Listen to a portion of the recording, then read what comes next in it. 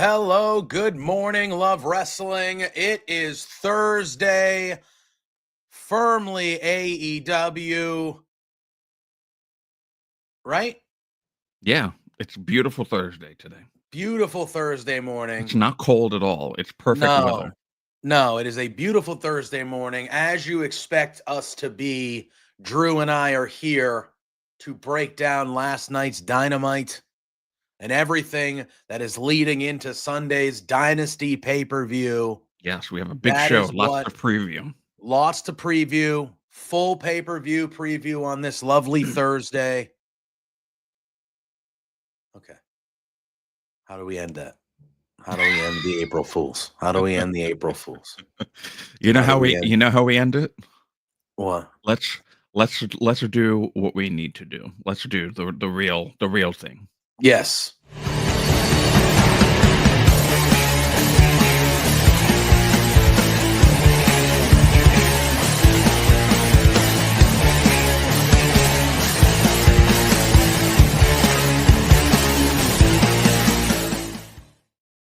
Hello, love wrestling. It is Tuesday morning, April 1st.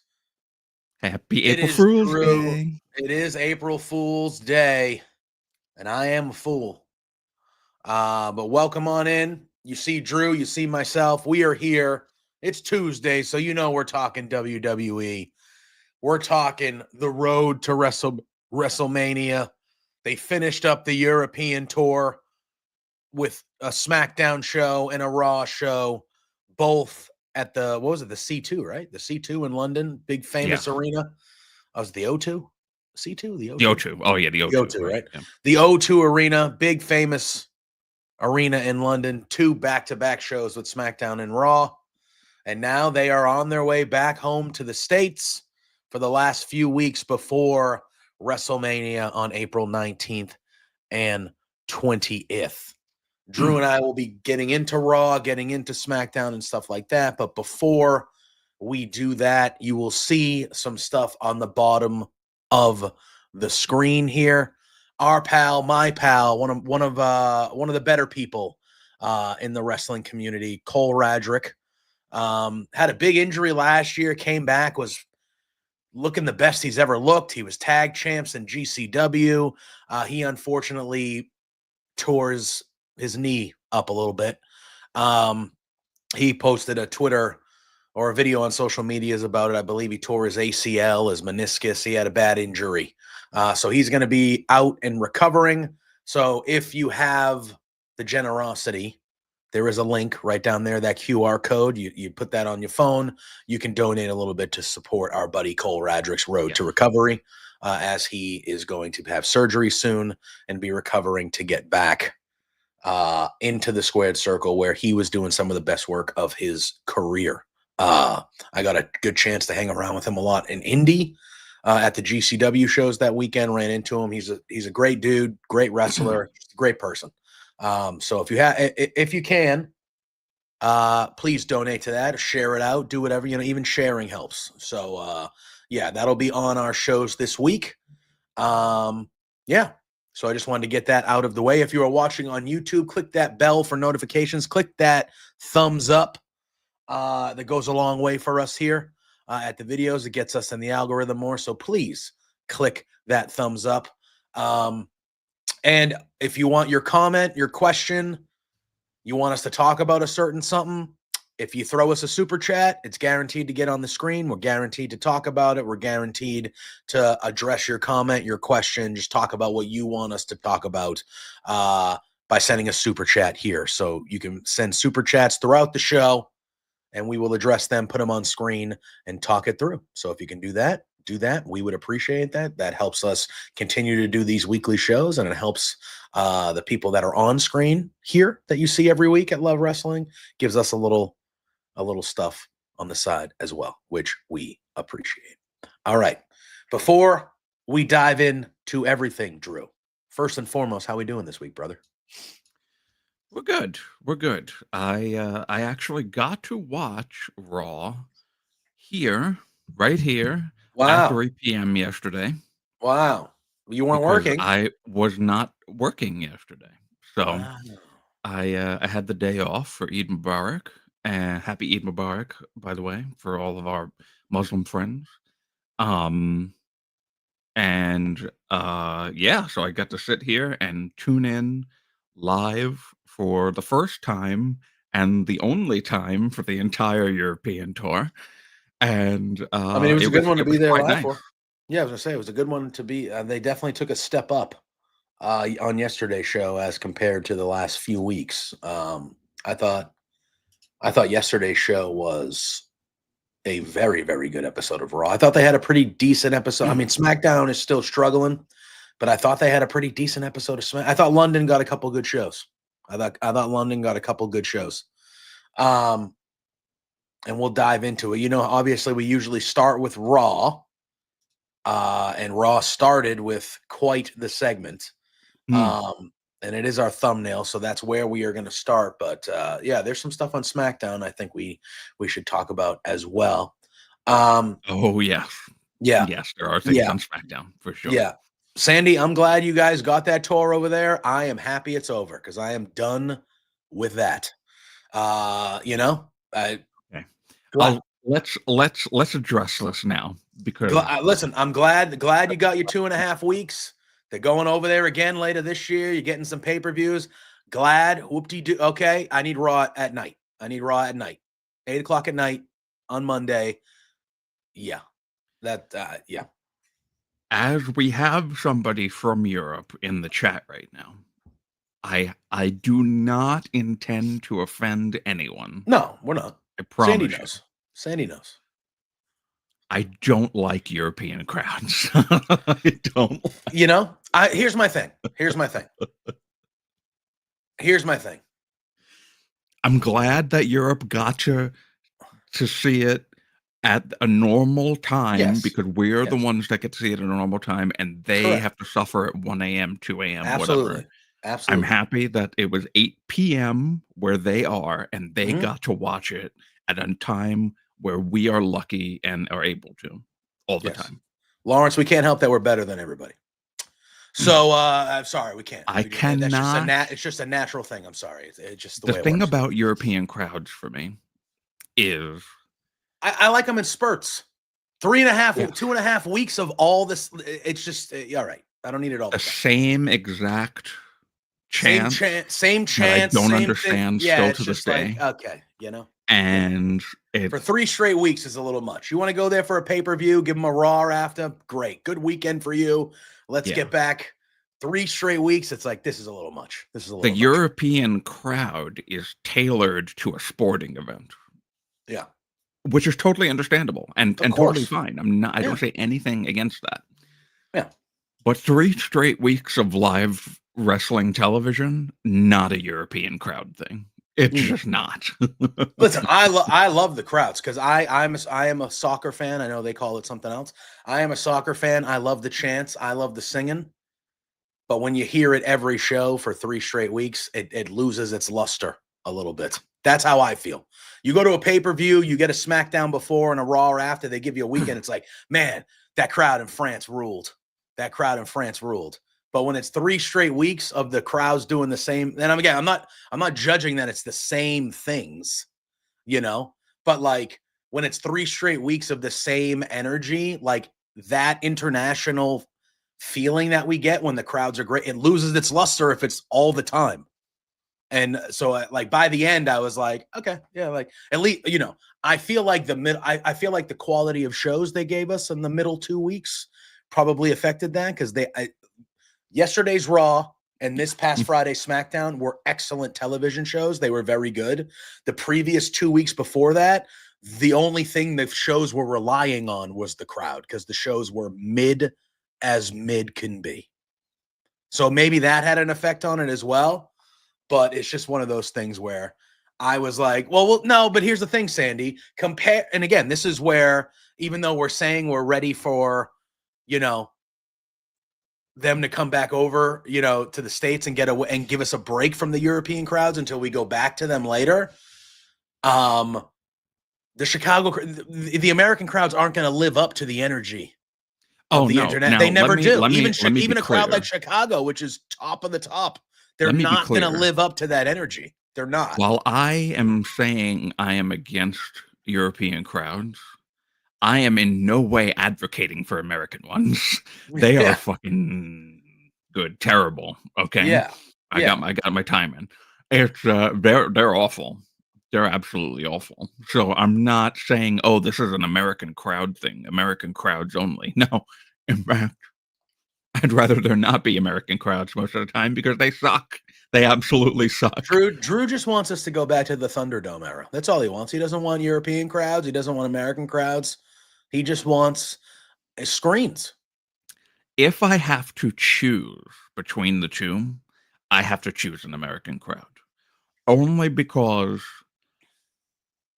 in the middle of matches, they're not doing sports chants. Like for people who may not know, there is like a very, very popular song within the baseball community called "Take Me Out to the Ball Game." Yeah. Okay. I would hope everybody knows that song. Well, I mean, not everybody knows baseball, so yeah, but come on. Now, in the middle of, let's say, a Rhea and Iyo match, we are not singing "Take Me Out to the Ball Game." See, I don't have a dislike for the crowds like Drew does. I just it takes me out of it, though. They were over there for seven straight shows. I'm ready for them to not be over there. That's all. That's just kind of where I'm at. That's it. I get that the only things really that the European crowds get are their football or their what's the other thing that I'm thinking of, and I can't remember the name. Cricket, or like any they got stuff over there. Come on. They've got plenty of sporting events, and the crowd chants are tailored to those sporting events, which, like I said, I have nothing against that. Their live viewing and what they do fits with the international sporting events 100%. Rugby. Thank you, Anthony. That. It does not fit with wrestling television. It just doesn't. And it bothers me when I'm watching TV, when I'm watching Raw and SmackDown, and in the middle of matches, no one cares about the match because they're just doing their sporting chants and whatever. It takes me out of it. So once in a, like JPJ said, you go for a Raw, a SmackDown before a pay-per-view and a pay-per-view. Cool. You do that once a year, maybe twice a year, spread out, maybe a February, March, and September, October. Cool. 3 straight weeks of TV. Can't do it. Please don't do that again. Listen, I just don't want the shows on in the afternoon anymore. That's all. I just want the shows on at night. I care more about the fan part of it because I think it loses its luster. Because I do think fans around the world get excited for international shows because they know the crowds are going to be wild. Like, I think that's part of it. I just think when you do it too many shows in a row, you kind of lose the specialness. You lose the specialness of what makes the international crowd special when you're doing 8 straight shows. So, and plus, I'm a creature of habit. I've always been a creature of habit, and my habit is Raw goes live at 8:00 at night. I know I'm on the East Coast. I know that means I'm going to be up. Well, besides the Europeans, sadly, but it means that I'm going to be up the latest, and it's going to end the latest for me. And the post shows are going to go till 12 or 1 in the morning. It is what it is. I know that it seems like a 3:00 start and post shows ending at 7:30 seem to be more logical and better. No, not for me. I'm a creature of habit. Like, I'm ready to stay up late on Mondays and watch wrestling. That's what I'm ready to do. So I want to see what that Chicago crowd does look like on Friday, though, because Chicago is one of the few cities in the States that brings it, and they bring it a lot every time. So guaranteeing Punk is going to be there, which I'm sure he will be. Yes, I assume Punk will be there. But yeah, Chicago is a top. I wonder, they're going to know it's the first show back in the States in a few weeks. So I wonder if they bring a little oomph back with them. It's not the same, Scott. You're smart enough to know that that's not the same, bro. Come on, dude. Who am I? All right. Last night, Monday Night Raw. If you want to watch live. If you why wouldn't I want to watch live? Do I want to have the chance of something getting spoiled for me by some idiot fan on social media or like something like that, But Monday Night Raw, London, England, and boy oh boy, it started off quite the way. Promo that this feud needed. There were a few things that happened on the show last night that were much needed. Oh, yeah. Much needed. Oh, yeah. And this was one of them. John Cena makes his way to the ring, and before he can even speak this time, we're not getting another, chastising of the crowd, of the fans this time. Cody comes out.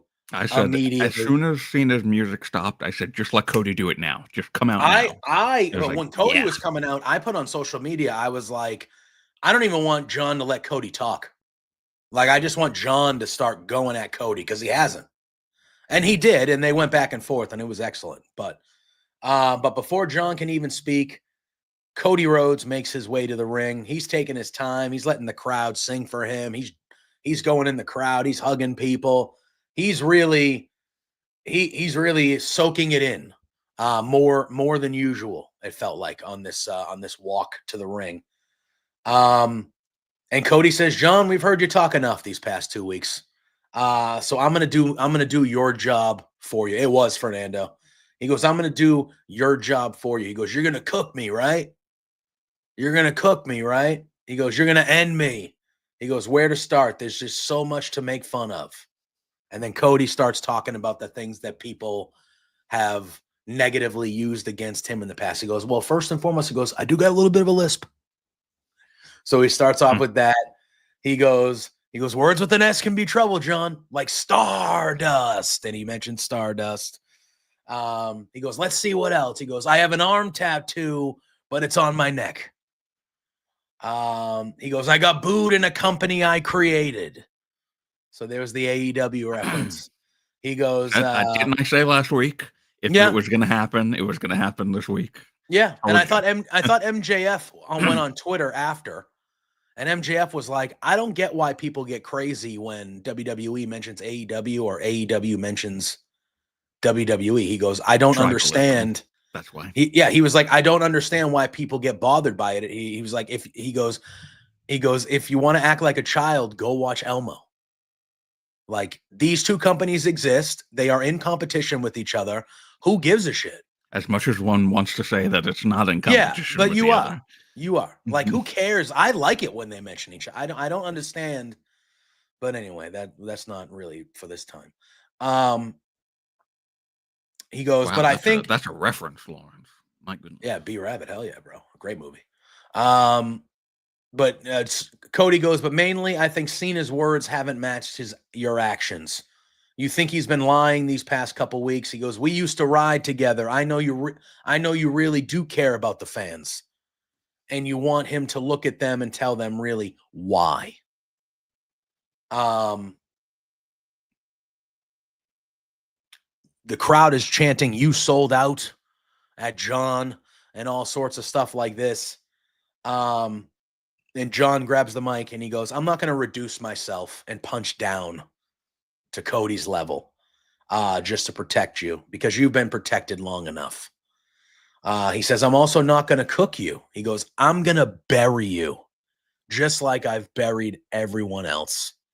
The crowd really gets heated. And then John kind of steps away from Cody and he's looking at the camera, the crowd here. And he goes, the crowd's been saying for years that I bury talent. He goes, but I don't bury talent. He goes, I am talent. I bury, and he gets right in Cody's face for this. And he goes, I bury mediocrity. I was like, oh, all right. He goes, I don't give a rat's ass about your lisp or your failures. He goes, your ego outstrips your ability, and all you done is rode my coattails. And he goes, and you did it so great that they could hand the reins of this organization to my chauffeur. And he calls him my chauffeur. That we do know the story of Cody driving Cena around when Cody was younger. So he calls him his chauffeur. He says, a slimy pickpocket who thinks that just because he stole the blueprint, he can run the kingdom. He goes, Cody with that title disgusts him. Why'd you help him win it last year then, Joe? Just saying. You helped him win it last year, John. I know people change, but if that title with Cody disgusts you, why the hell did you help him win it last year? That's all. So he says, Cody with that title disgusts me. He says, I sat on the side for years and stole he said, you sat on the side by my side for years and stole every secret you needed to be undeniable, but yet you're still underwhelming. Calls him underwhelming. That was a good one. He goes, I tried to drill it into your egotistical skull that you need to be authentic, but you're too perfect and polished and rehearsed, relying on lazy gimmicks to get by. I have all the notes here, guys. We're going deep in this. I'm mentioning everything that was said. I don't care. He says, Cody, you do not look, act, or work like me. But also, I don't look, act, or work like myself. Because all these years, wait. Did I write this right? Is Cena talking about himself? Oh, God. See, this is why my notes are terrible. Don't mind me, guys. He goes, he says, Cody Rhodes does not look, act, or work like him. But I also don't look, act, or work like myself. Because after all these years, Cody's still afraid to show who he really is. That's right. So instead, we get a generic mix of all his favorite TV shows and stars looking like a kid who's taken acting lessons and is still afraid of public speaking. He says, Cody has only shown that he's something mediocre wearing something meaningful, and that's enough to trick these people. He worked too hard to make the title meaningful. And then Cena says, I worked too hard to make the title meaningful to see it carted around by a Nepo baby. So narcissistic that he had his gimmick tattooed on him. And he goes, it's not the location of the tattoo, Cody. It's that he has it at all. It's that you have it at all that exposes that you're just a common fan like the rest of them. So he goes, it's not where the tattoo is. You always talk about where it is. It's not where it is. It's the fact that you got it at all. Says enough about the type of person you are, which, not lying, maybe. I don't like to judge people, but. And I will say, as this promo has gone on, the crowd not booing necessarily. Nope. I mean, is Cena really telling lies at this point? Like, is he really being, you know what I mean? You know? So John says, so after you lose, you can go buy the toy belt and be exposed for who you are. An errand boy that got lucky. Errand boy. Unbelievable. So then it's Cody's turn to fire back. He goes, you know who chose me, John? He goes, the fans chose me. He goes, they chose me. And the crowd's cheering. He goes, can you say the same? And this was Cody's main line of the whole thing that everyone went up in arms about, as understood. He goes, can you say the same? Or were you chosen by the guy in an office that isn't here and we don't talk about anymore? And the crowd, obviously, and all of us reacted like, oh, yeah. Okay, well, there we go. We reacted very appropriately. Yeah, there we go. I was like, okay, all right, well, there we go. We're there. He goes, strip everything away from you, from me. I'm Cody Rhodes, a wrestler like my father before me. And if anybody is a company creation, it's you, John, not me. He goes, everyone's so terrified of you on the mic, but I'm not. He goes, because I know John has more dick in that promo than he does in his jorts. Oh my God. That was another good line. That was another great line by Cody. He had some phenomenal stuff. Cody was great. I mean, they both were great, but Cody was really great. He goes, make fun of him. He goes, make fun of me for looking 16 and taking public speaking lessons. John, you hang out with Zac Efron and wish you were 16 years old. He goes, what a softball saying that you created me and all this. I created, you know what you created? A lot of disenfranchised fans who made it easy for me to go elsewhere and create something new for them. Another good line in reference to AEW. He goes, I like this line by Cody. He goes, don't act like you cleaned your room before you left, John. That was a good line. I like that. Don't act like you cleaned your room before you left. Don't act like you left WWE better than you found it. He goes, I'm going to ask one thing that might punch a hole in your logic. It's quite simple. He goes, between the two of us, which one of us sold out to The Rock? And that was the mention we finally needed. Finally, The Rock gets mentioned 3 weeks plus after Elimination Chamber. Finally, The Rock gets mentioned. More you sold out chants from the crowd. And then this was the corny line for me where I was kind of like, nah. The first part of it, the second part of it was great. But when Cody goes, John, you're still my hero. Fuck off. Fuck off with that. Fuck off with that. He goes, John, you're still my hero. But the second part of it was awesome. He goes, but you're a piece of shit. That was which good. I did not believe. No, that was good. I like the piece of shit part. It was good. Very good. Yeah. So then Cena gets back on the mic. Cena says that Cody's brain is filled with feces, not facts. And he worked 100 times harder than him, and he was never protected from a superstar or audience taking their best shot at him. And every time he steps in the ring, it's a challenge to take your strongest swing and see if you're worthy to put him in the ground. And no one has been able to this point. So I'm just doing it. So he's just doing it himself. And that's why he never left. He says, I've always been here, no matter how high the hill is or gross the garbage is, I find a way to make it great. He goes, you had to leave because at best you can wipe my ass. That's what he said. He goes, and then Cena says, I build empires for millionaires and billionaires. The best you can do is steal money from their kids. Wow, that was a great line. That was a great line from Cena. And he goes, I'll see you at WrestleMania. And John drops the mic.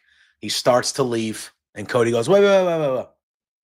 He goes, you know, one last thing before you leave. He goes, in all the time that I've been here, he goes, never once have the fans chanted at me, you can't wrestle.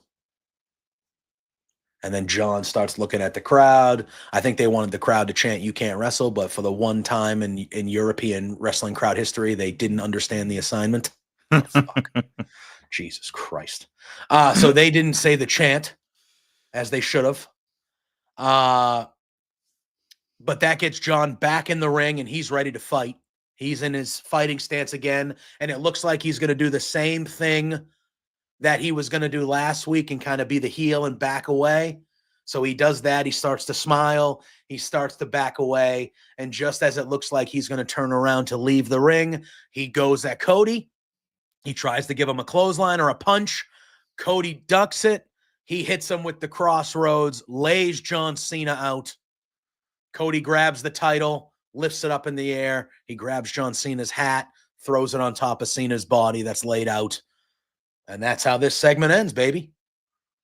Excellent back and forth. Much neat, as you said before, I dove into it with all those long notes. Much needed. This needed some heat.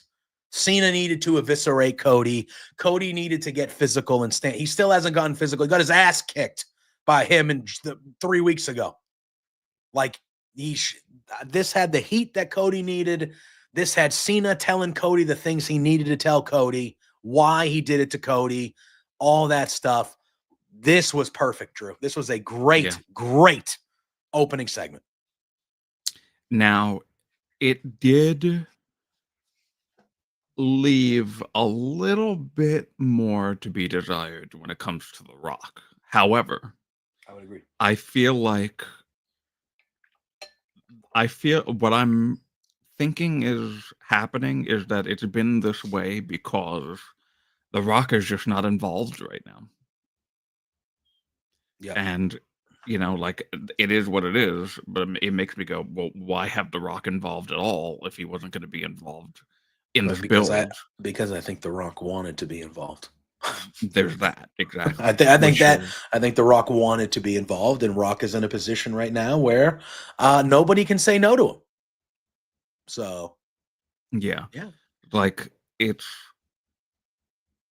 and I really thought about this after this promo. It's like, yeah, The Rock finally got mentioned, but it really wasn't to guide the conversation into why Cena chose to side with The Rock.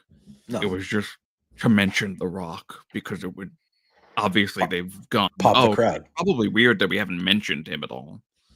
Yeah. It's serviced having The Rock's name mentioned, but it did not really do anything.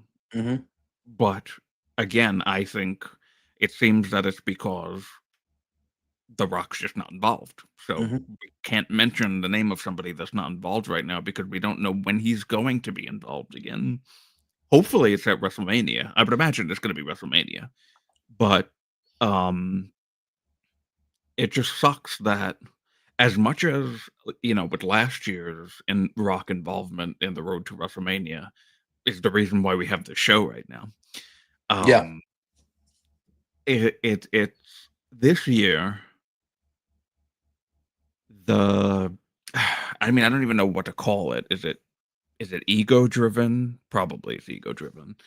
And just that, he can really dictate when and where he's going to be and kind of change the flow of a show and a storyline. It's not, it's not, I wouldn't compare it to the way that Vince would just come in and tear up a script an hour before a show and rewrite it. But it's not too far off of that. It's that he can just be like, okay, yeah, I'm doing this regardless of what you've got going on, and then just take a bomb to whatever creative plans there are and change things here and there. It is a bit Vince like, a little bit. Yeah. But when he's locked in and he knows how to tell a story because for sure. Last year. For sure. It was proven last year. Now, of course, there's always now that you've done something so well, it's going to be hard to top that because everybody's going to always be thinking, oh, well, last year, XYZ. So this year, it's underwhelming. That's just a natural human thing that people do because, that's what people do. Yeah.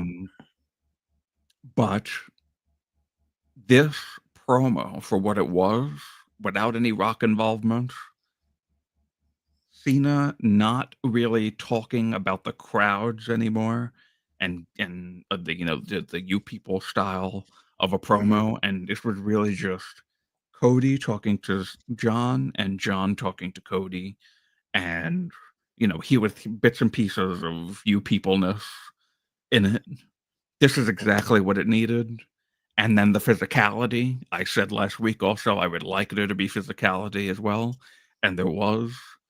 It checked off 9 out of 10 boxes for me, and I'm totally fine with that. Yeah, I mean, I thought it was very, very good. I thought it was much needed. I thought I would have been cool if they didn't get physical till Mania, but that part didn't bother me at all.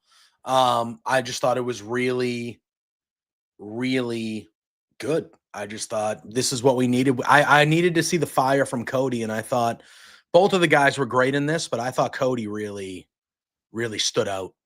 I thought Cody really stood out Yeah. in his parts, and I thought he was ready for it. He was ready for this What I promo, and think he crushed it. what added now, because I said last week, they need to mention The Rock. I said there's 3 things that need to happen.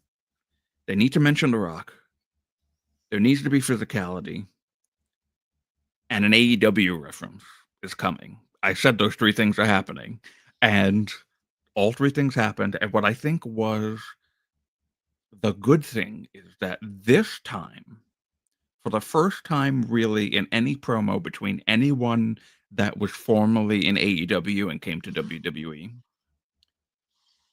Cody used AEW to flip it back.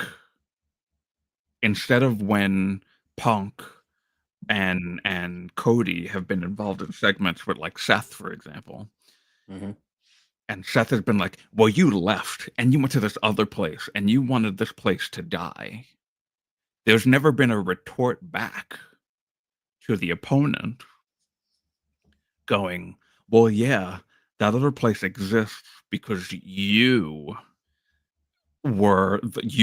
part of the reason why that other place existed. You made it easy for me to go and create that other place because of how bad you were here." Yeah. And I think that were even added to this promo too. It I actually mean, put over it's AEW. true. It's true. And it's not John in particular himself, but like the way Cena was booked by Vince and Super Cena and winning all the time and you never really changing anything and just being that guy, like that was part of the problem. When AEW was first starting and these rumors were happening, that was at like the ultimate time where WWE felt like the most stale it had ever felt. It was the same thing. Like Cena was still at the top of the card after 50, like not like, and not just at the top of the card, but like still the same, like, you know what I mean? Like it was just nothing was different. Nothing Yeah. was different. They were new stars, but they were never put on the level of John Cena. And They were never kind of put on the level. since technically in the last couple of years, it really wasn't John, it was Roman. Yeah. And it was just kind of like, yeah, John was part of the problem that led to people wanting that thirst for something different. Was it mainly wasn't John, it was mainly the guy running the show. But like Right, yeah. John was the face. He was the face. He was the poster boy for the guy running the show. Like Cody went into. Hey, were you really the fan's choice, John? They liked you early, but were you really the fan's choice, or were you the guy that the old guy that's not here anymore that we don't talk about? You were his guy, and he made it that you were his guy. Like, did the Mhm. fans really choose you? Because the last 2 weeks you've been out here saying how the reason why you did this was because the fans really never chose you, even though you were that guy. That's the reason you said you're doing this. But then you're getting on me saying that I wasn't, you know what I mean? So like Cody giving that back to him, I think was really good, and I think there's truth to that because like what Cody does say about reference, didn't mention him by name, but referencing AEW and saying that like, hey, you're the reason why a lot of fans were ready for me to leave and go do that. Like you are one of the main reasons here, buddy. And I think there's 1,000% truth to that. And I think it Yeah. just when you use truth in pro wrestling storylines, it usually makes the storylines better because most people can look at that and go, wow, he's actually that. Yes, that actually did happen. Or yeah. And I feel like tonight or last night, there was a lot of truth in there from both sides. There was a lot of truth in there from both sides. I just thought this was excellent. I don't expect to see John at Raw next week, would be my guess. No. The go-home show, I wouldn't even be shocked if he's not there at the go-home show, to be honest with you. Yeah, I don't know. I feel like he might be because it's the go-home show. I feel like. But I wouldn't be shocked. But I wouldn't be shocked if that's the last time we see them together in the ring until Mania. Wouldn't be shocked. But an excellent start to the show. An excellent start to the show. And then we got a nice little thing that happened here. The New Day make their way to the ring. And Adam Pearce comes out. He says, New Day, I told you that you have to earn it if you want a tag title match, what you want. And he goes, and tonight, your opponents are the returning Tyler Bate to team with Pete Dunne, New Catch Republic. I don't expect this team to last long. I expect Pete Dunne to turn heel on Tyler Bate imminently because he's been a heel since they broke up. So this last year of Pete Dunne was just retconning. Exactly. Exactly. Okay. Don't get me wrong. Him going solo and turning into a heel was because of the Tyler Bate injury. He had a torn pec, so that's a big time injury. So he's been out for a long time. So I get that. But a year. It was a long time. And he's excellent, Tyler Bate, and he's still super young. Like, he's very good. And they had a good little match with the New Day, back and forth. But the New Day did get the victory. They hit Daybreak on Pete Dunne, and Pete Dunne takes the L. Which, again, leads me to say that sooner than later, Pete Dunne will beat the shit out of Tyler Bate, and that'll be what we get. And if you want to give me, I thought Pete it was Dunne, coming last night. Actually, yeah, I wouldn't have been shocked. If you want to give me, if you're telling me we're getting Pete Dunne versus Tyler Bate, and it's anything like that NXT Chicago Takeover match, which is still one of the best matches WWE has ever put on, or even their NXT UK, like Sandy reference, NXT UK stuff. I'm cool with that. Incredible. You want to give me that in the mid card for 6 weeks to 2 months? Give me 2 or 3 matches with these guys. Okay. If you haven't seen Tyler Bate versus Pete Dunne for the NXT UK title at Takeover Chicago, after this show, if you have the time, you go on Peacock, you set aside 30 minutes, and you go watch that damn match, because that is for international. International can go to Netflix, but you go find that Takeover Chicago, and you watch that match. That is one of the better matches you will ever watch. That match fucking ruled.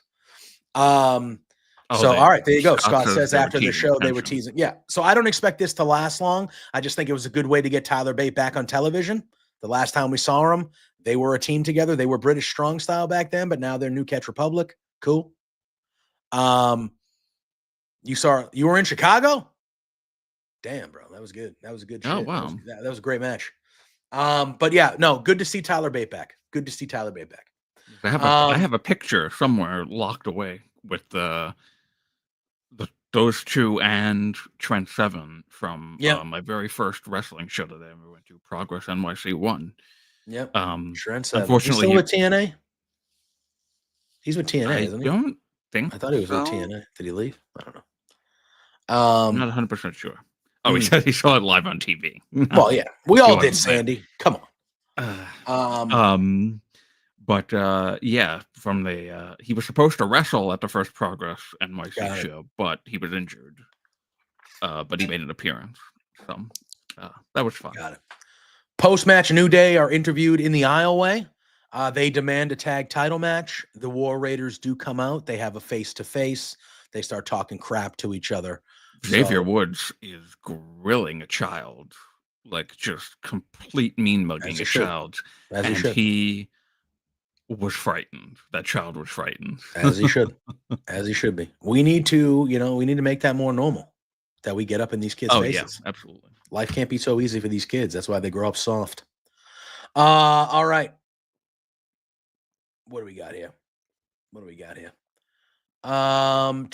We got Big Jimmy Uso. Big Jim, I will not call him. He is Jimmy Uso. So I will call him Big Jimmy. That's what I'm calling him. Big Jimmy Uso is taping his fingers, getting ready for his match. Main event, Jey Uso rolls up. Jey says he'd feel better if I was out there with you, man, tonight. But Jimmy says, no. I'm going to go out there. I'm going to close that noise for him. He goes, I'm going to close this noise for you. A team of Jimmy. All right. Spencer's in the chat. He says, hear me out. A team of Jimmy.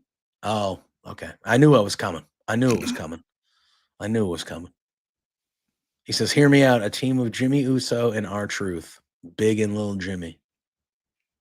That's actually not bad. That's pretty funny. It's not bad. It's actually not bad. It's actually not bad. I'm not going to, I was trying to find a way to rag on it, but it's actually not that bad. So yeah, Jey says that he'd feel better if he was out there with Jimmy tonight. Jimmy says, nope, I'm going out there. I'm going to go one-on-one. He says, I'm going to close that noise for you. He goes, Gunther is a big deal. He goes, well, so are we. He goes, tonight there's no ring general, just a man that can be beat, and I'm going to go do that. And then I said, and then he goes, and then you're going to go beat him at WrestleMania. They shake hands. They go in for a hug. And as they go in for the hug, Jey says, hey, I hear you. But he says, just be careful. And then they kind of stop the embrace. They kind of look at each other and then, kind of brotherly, and then they leave. And then we see Gunther walking towards the ring backstage, pissed. Then we get this match. And this match kind of went how I thought it would go. When we talked about it last week, I know we were like, Gunther needs to kill Jimmy Uso. And I was like, well, I expect the match to be, and I even said it on here, word for word, Drew. Word for word on here and on Beards. I said, I don't know how it needs to happen, but if there's a way for Jey to become incapacitated, to have to watch or see, and guess what? But before that, somebody might be checking us out and checking out Beards. I'm just saying, if I knew how to edit clips and I was good at it, I would have made a clip. Not that it would have made me famous, because I'm never gonna be, I don't get viral clips. But I've been right, like dominantly right, about like 4 things in the last 6 weeks. I just don't know how to make clips, so they never get out of here. But someday. But this match is what I thought it would be. It was competitive. They weren't going to make Jimmy look like a schmuck and get squashed by Gunther in the match. Like that was me. I was like, they're going to have a competitive match. I thought the match was pretty solid. At the end of it, Gunther does win by referee stoppage with the Gajira clutch. And he wins. Now, this was one of those things where Gunther kind of dumped, like it was competitive. And then the last 5+ minutes of this match, Gunther was in full control. Mm-hmm. He hit a power bomb, could have ended the match, lifted Jimmy back up. Yeah, lift him up twice. Yes, beat him up. So I would have had him done it 5 fucking times. I would have had him done it 5 fucking times. But yes, he lifts him up. He could have ended the match multiple times, lifted him up to torture Jimmy some more, and Jey didn't come out. Jey didn't come out, even though he was doing that. Jey stayed in the back. And then Gunther chokes out. His brother's wishes. He did. And then Gunther stops the match with the choke. Jimmy's incapacitated. Gunther gets up. He looks like he's going to leave. But then he comes back in the ring and he starts choking Jimmy out again. And he's not letting it go. And that's when we hear Jey Uso's music. Jey Uso makes his way down to the ring. He makes the save. He gets Gunther out of the ring. He fights him off. He gives him a couple punches, super kicks. Gunther runs through the crowd like he's leaving. And I love the way they fucking shot this too. This was incredible. Awesome. They go to commercial. They come back from commercial. Either they go to commercial or they went to I think it was commercial. Yeah, or they went to right. So they go to commercial. They come back from commercial and they're showing a live thing of Jey and a referee helping Jimmy to the back, and they're still near ringside. And out of nowhere, you just hear the roar. You hear the roar of the crowd, and then out of nowhere, you see Gunther running back into frame and double clotheslines from behind both the Usos. He has zip ties, and in my brain, I was like, once I saw the zip ties, I was like, Oh, I was right. I was like, they're fucking doing it. And so he has the zip ties. He zip ties Jay to the ropes. He's beaten down Jimmy. At one point, Jimmy's kind of incapacitated. So Gunther is kind of beating up Jay, and he's zip tying Jay to the rope. And then Jimmy crawls his way back to ringside. Gunther takes him out, and he's yelling at Jay with the belt. He's yelling at Jay, and Jay's like, "No, I'm gonna kick your ass." He's like, "Don't do it," and Jay's yelling at him, and he's going back and forth. And then Jimmy slowly crawls back up to the ring again, and he's covered in blood. Covered in blood. You could see the trail of blood. Oh. It was incredible. Oh. My nipples were hard. That's where I'll leave that. My nipples were hard. Fucking incredible. He gets his way back into the ring, and Gunther is just hammered. Okay.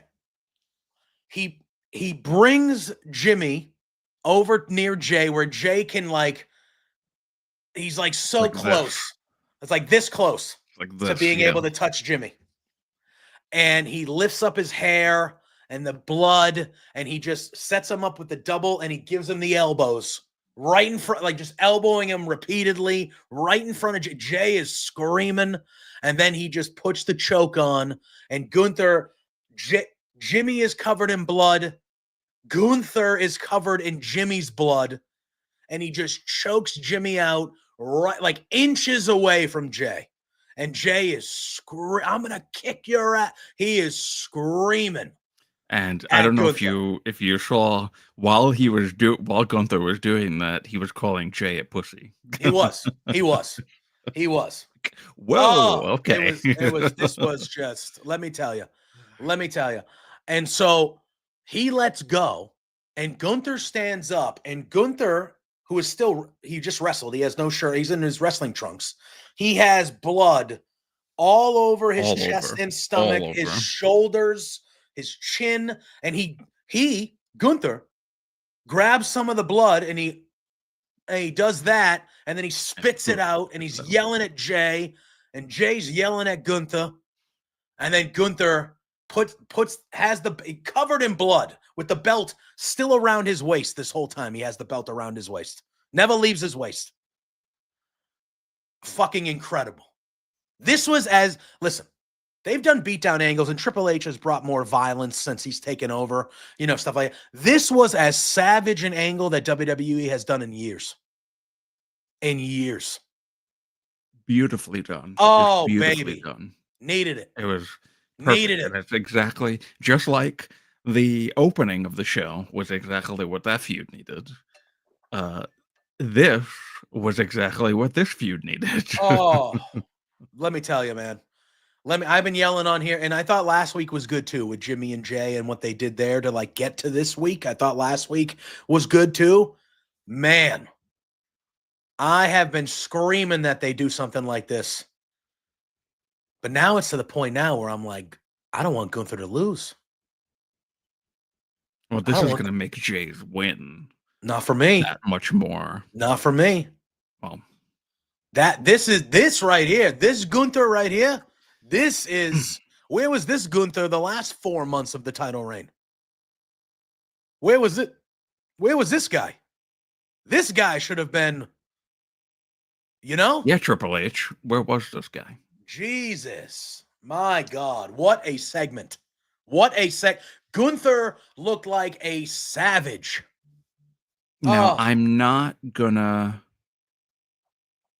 do Jay's definitely winning at WrestleMania because he is. He probably is. There's a potential. Listen, Cody didn't win at 39, so anything is possible. But that wouldn't have happened if an old man who had no idea what he was doing was in charge. I don't. Did we lose Drew? No, I'm here. Okay. I was trying to think. Wasn't that technically during Triple H? It was, but wasn't that on night 2 when Vince kind of took over? Night 1 was great, and then night 2 sucked because Vince kind of took over because they were selling. Oh, right, because that's when the next morning was the sale announcement and all that stuff, right? Yeah, and then Vince did that Raw, and it was garbage. Mm-hmm. And that's when Brock turned on Cody and all that shit. Yeah. Yeah, you're right. So, but yeah, I will go to the grave. I will go to the grave thinking that choice at WrestleMania 39 was not a Triple H choice. That was not. Now, again, they recovered and they got to 40 and they did it great. They recovered. Yeah. But in the moment, in that whole year, I was like, that is a horrendous mistake that was made.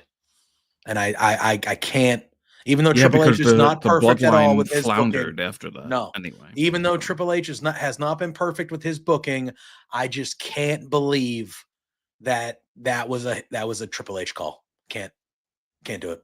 But regardless, we're a couple years away from that now. But holy shit, Drew. My God. Holy shit indeed. Man. And now what I need is Jey Uso to give me not a nobody thinks I can do it promo. I need Jey Uso to give me a passionate. He's going to be real angry. Yes, I need an angry, passionate Jey Uso talking about his brother and talking about how he's going to whoop Gunther's ass at WrestleMania. That's what I need. That's what I need. And then I feel like this story has... Y'all, if you buy these glasses, do not wear them for more than 20 minutes. Because... There you go. Don't be a shill. You heard him. Don't be a shill. It affects your eyesight. But that's what I need. Getting better, Sandy. It's getting better. That's what I need moving forward. I don't know if I need Jay to get his revenge besides at WrestleMania or anything like that. But, man, oh, baby. Oh, this is going to bring out a side of Jay that we have not seen in quite some time. Good. Oh, my God. And that makes me hard. So, next, what was after this? I don't even know.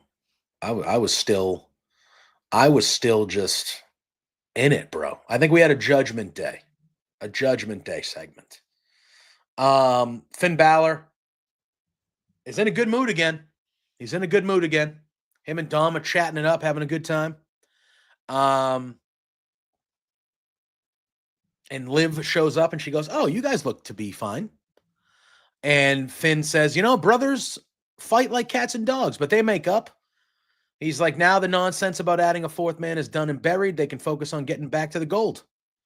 And then he goes, "Oh, Raquel." He goes, "Don't worry about your loss to Lyra last week because I'll bring the Intercontinental Championship home to the Judgment Day." And he leaves. And then Raquel is kind of like, and then Finn and Dominic leave. And then Carlito is kind of hanging there with Finn and Liv. And they start talking about, this is the first time I can remember them two being like, we got to handle this shit. Like, we got to do something about Finn. We got to do something about Finn. And Carlito's kind of next to them, but you can tell he's not paying attention. And then Raquel kind of looks at him and he's just like, "What?" And Liv's like, "Go with them." And he's like, "Oh, yeah." Like Carlito kind of was like, I'd rather stay with you guys. But he's like, "All right." And he leaves. And then when he leaves, Liv is like, we got to do something about Finn. We got to do something about Finn. So it feels like we're starting to get at least verbal stuff on the screen of of Liv and Raquel being like, "All right, we're getting tired of Finn here." We know they have been for a while, but now they're talking about it. This was the first time it was very visual. Yeah, now they're talking about it. So I feel like more things to come there. And then that led to Braun Breaker teaming up with Penta to go against Dominic and Finn Balor in a tag team match. So the four guys that are rumored to end up in the multi-man at Mania for the IC title. Sandy, I do think that is a potential. I do think they've teased it a little bit, that if they wanted to go down a funny kind of love story or funny kind of, cutesy, flirty thing with them too, they could do it. Because Carlito is clearly smitten with Raquel, and Raquel looks at Carlito with disgust. So I feel like, that could be a fun thing they do. Because Carlito, for all that he is, one thing that he 100% is his comedic timing is on point. on point with his comedic timing. That is true. So they could lean there if they wanted to. Also incredibly attractive, but also, can you keep it in the pants? For Christ's sake. Yeah. For Christ's I'd sake. be very jealous of her. For God's sake. How would you? Unbelievable. I say my nipples are hard, and then it's all hell breaks loose. But anyway. I mean, you started. My nipples are hard over a guy being beaten to death. Bloodied. That says something about you. You know? It's 2025. Don't judge me. But Braun Breaker and Penta versus Judgment Day. This was a good tag match. As you would expect with the four of these guys. It was pretty good. However, this was clearly there to continue the build to these four men being against each other, all at WrestleMania. And during this match, accidentally, Braun Breaker ends up spearing Penta, which then led to Finn Balor hitting a coup de grace on Penta, and we saw Penta get his first pinfall loss in this tag match. He got pinned by Finn Balor. Judgment Day wins the match, which I do think was the right call. And I think the way that they did it with Braun Breaker spearing Penta and I thought that was a good way for Penta to take the fall. He got Braun Breaker's spear and then a coup de grace. Like I thought this was very well done. And then later on in the evening, we saw Braun Breaker being interviewed in the back, and he was asked about the spear to Penta, and Braun seemed remorseful, but Penta, who was obviously hot about it, he got in Braun's face and was yelling at him and was saying, he called him stupido, you're stupid, multiple times. You speared me. What the hell's your problem?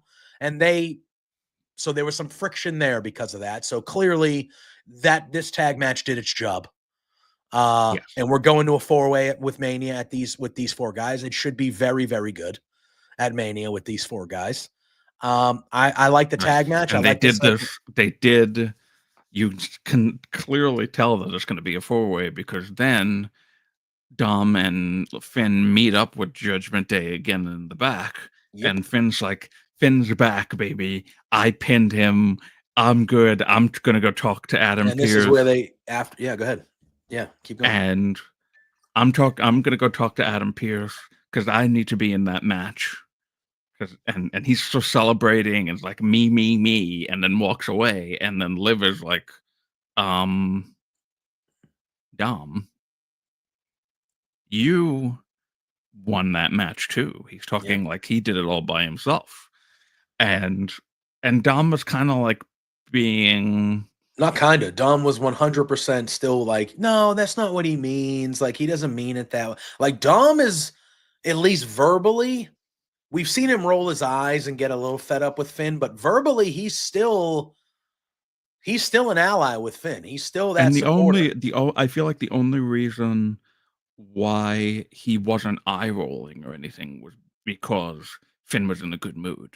Whenever Finn is not in a good mood, that's when all the tension really comes to a head. It's like, oh God, because even through the good mood, he's still talking down Raquel. He still said in the first promo before the match, he's like, now that bringing another member into the Judgment Day thing is over, because he's still got to bring these things up. Yeah. But like he still takes the dig at Raquel for losing, When he leaves the room, then everybody starts shit talking. Yeah. Yeah, I agree. We then had a backstage segment with Chad Gable. He goes into Adam Pearce's office. He talks about what a great signing El Grande Americo has been, and that he'd love to get in the ring with him. Sure. I'm sorry. Yeah, what I call him? Grande Americo? Said Americo. Americo. Grande Americano. My bad. I haven't had my coffee yet this morning. I need an Americano is what I need. How great of a signing he's been, and he'd love to get in there with him someday. And then Pearce says, "You're still sick?" And Gable gives him a doctor's note again. And he goes, Pearce goes, "That's such a shame because next week we're in Minneapolis." And Gable kind of perks up and he's like, "Oh, that's my hometown." And Pearce goes, "Yeah, but you're sick." He goes, "Health is the most important thing. Health is the most important thing that we care about our superstars, Chad. And he goes, and you're still sick. He goes, so I guess I'll just have to book a match for Grande Americano then. He goes, sorry, I wish I could use you on your hometown show, but doctor's orders. And Gable's frustrated. He turns around, he runs into Alpha Academy. So you get that Otis and him face-to-face segment, face-to-face again, which is good. I like how they still, they still do it. That's the thing I appreciate about Triple H's booking sometimes is even though Chad Gable is not really involved, they had that one-on-one, they did that. That's a part of who he is. So you're always going to eventually, every so often, even if it's separated, you'll get that face-to-face where it's like, oh, shit, yeah, Otis and Chad. Yep. Oh, yeah. I appreciate that. So he runs into them. Yeah. Oh, go ahead. Finish. I was going to say he calls them clowns, idiots, and then he leaves. And it's really Maxine Dupree who gets there. She goes, hey, Adam, I wanted to talk to you. And she goes, she goes, not just about tag team opportunities either for Akira and Otis. She goes, I've been chatting with Natalya lately, which we've seen in the background of backstage stuff as them talking over the last month or so. And she goes, I've been talking with Natalya lately and I have some ideas.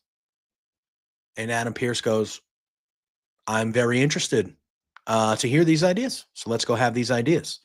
So it seems like they're going to move forward with a Maxine. I don't know if it'll be a Natalya Maxine Dupree tag team, or maybe this will be like kind of. I'm assuming it would be a tag team. Yeah, that's what I would think. Or maybe it's a new solo presentation for Maxine. I don't know. I feel like we don't see her wrestle a lot, but I feel like over the last 6 months to a year, she's gotten a lot better when we have seen her, and she's kind of earned this a little bit. Absolutely. She's earned this opportunity here.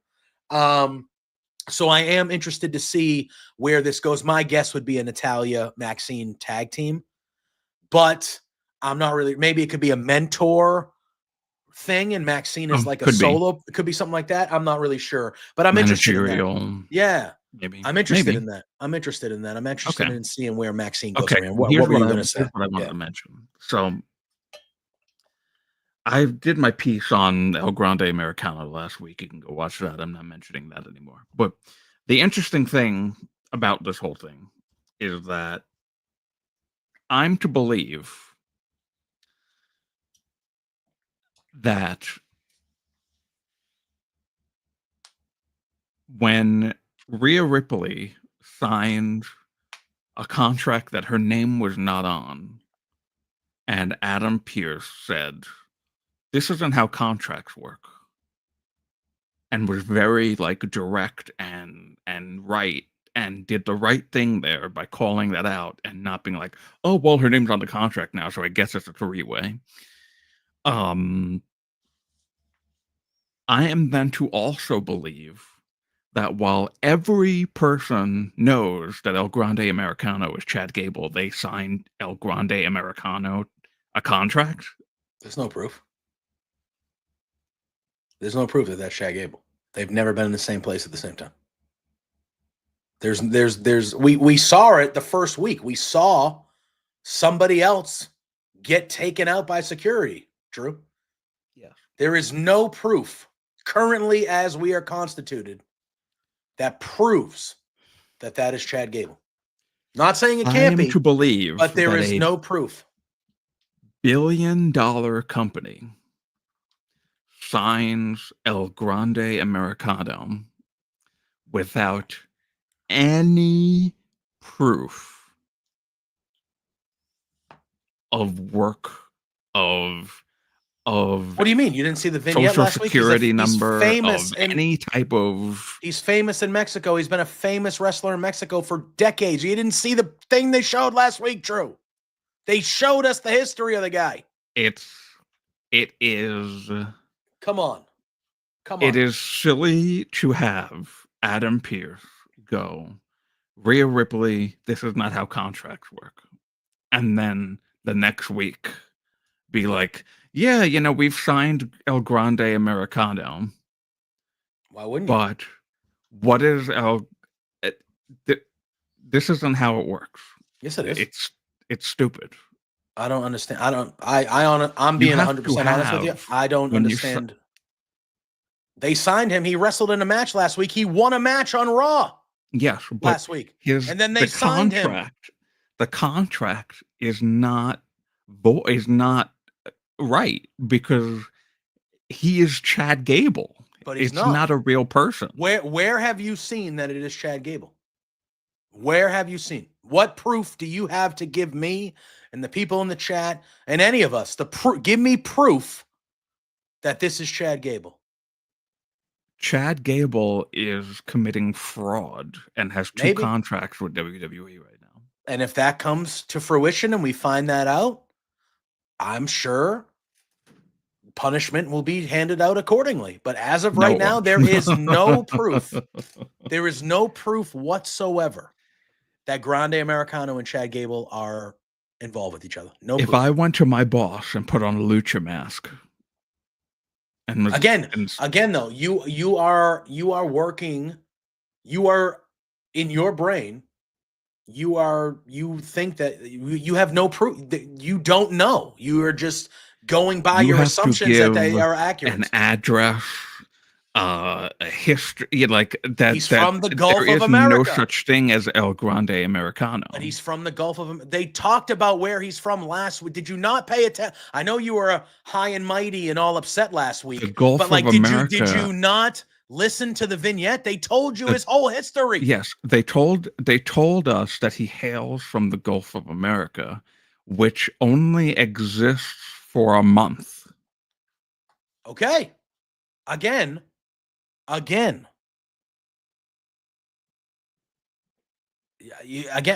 know. Kayfabe argument right now. I don't know where this is coming from, because you literally have you are just sitting there with your assumptions and making your assumptions be fact. You, of all people, sound like the people that want the Gulf of America to be a real thing right now in this argument. Because you're not paying attention to facts. Why are we having facts, Drew? Why are we having a kayfabe argument? I don't know. Are we on WWE television right now? I don't know. You're the one that started it. Fucking making Chad Gable be guilty with something he should not be guilty of yet. Don't hate on Chad Gable. He's done nothing wrong besides be sick the last few weeks. And you're beating him down. Kayfabe argument right now. You're beating him down. A sick man who's he's still showing up to work, sick. And you're trying to say that he's doing dastardly shit, man. That's not everybody else sees how crazy this is, right? It's not that's just not me. Cool. That's not cool. I'm having a kayfabe argument right now. That's not like cool. I'm a child. You know what else? That this is fake. You know what else isn't cool?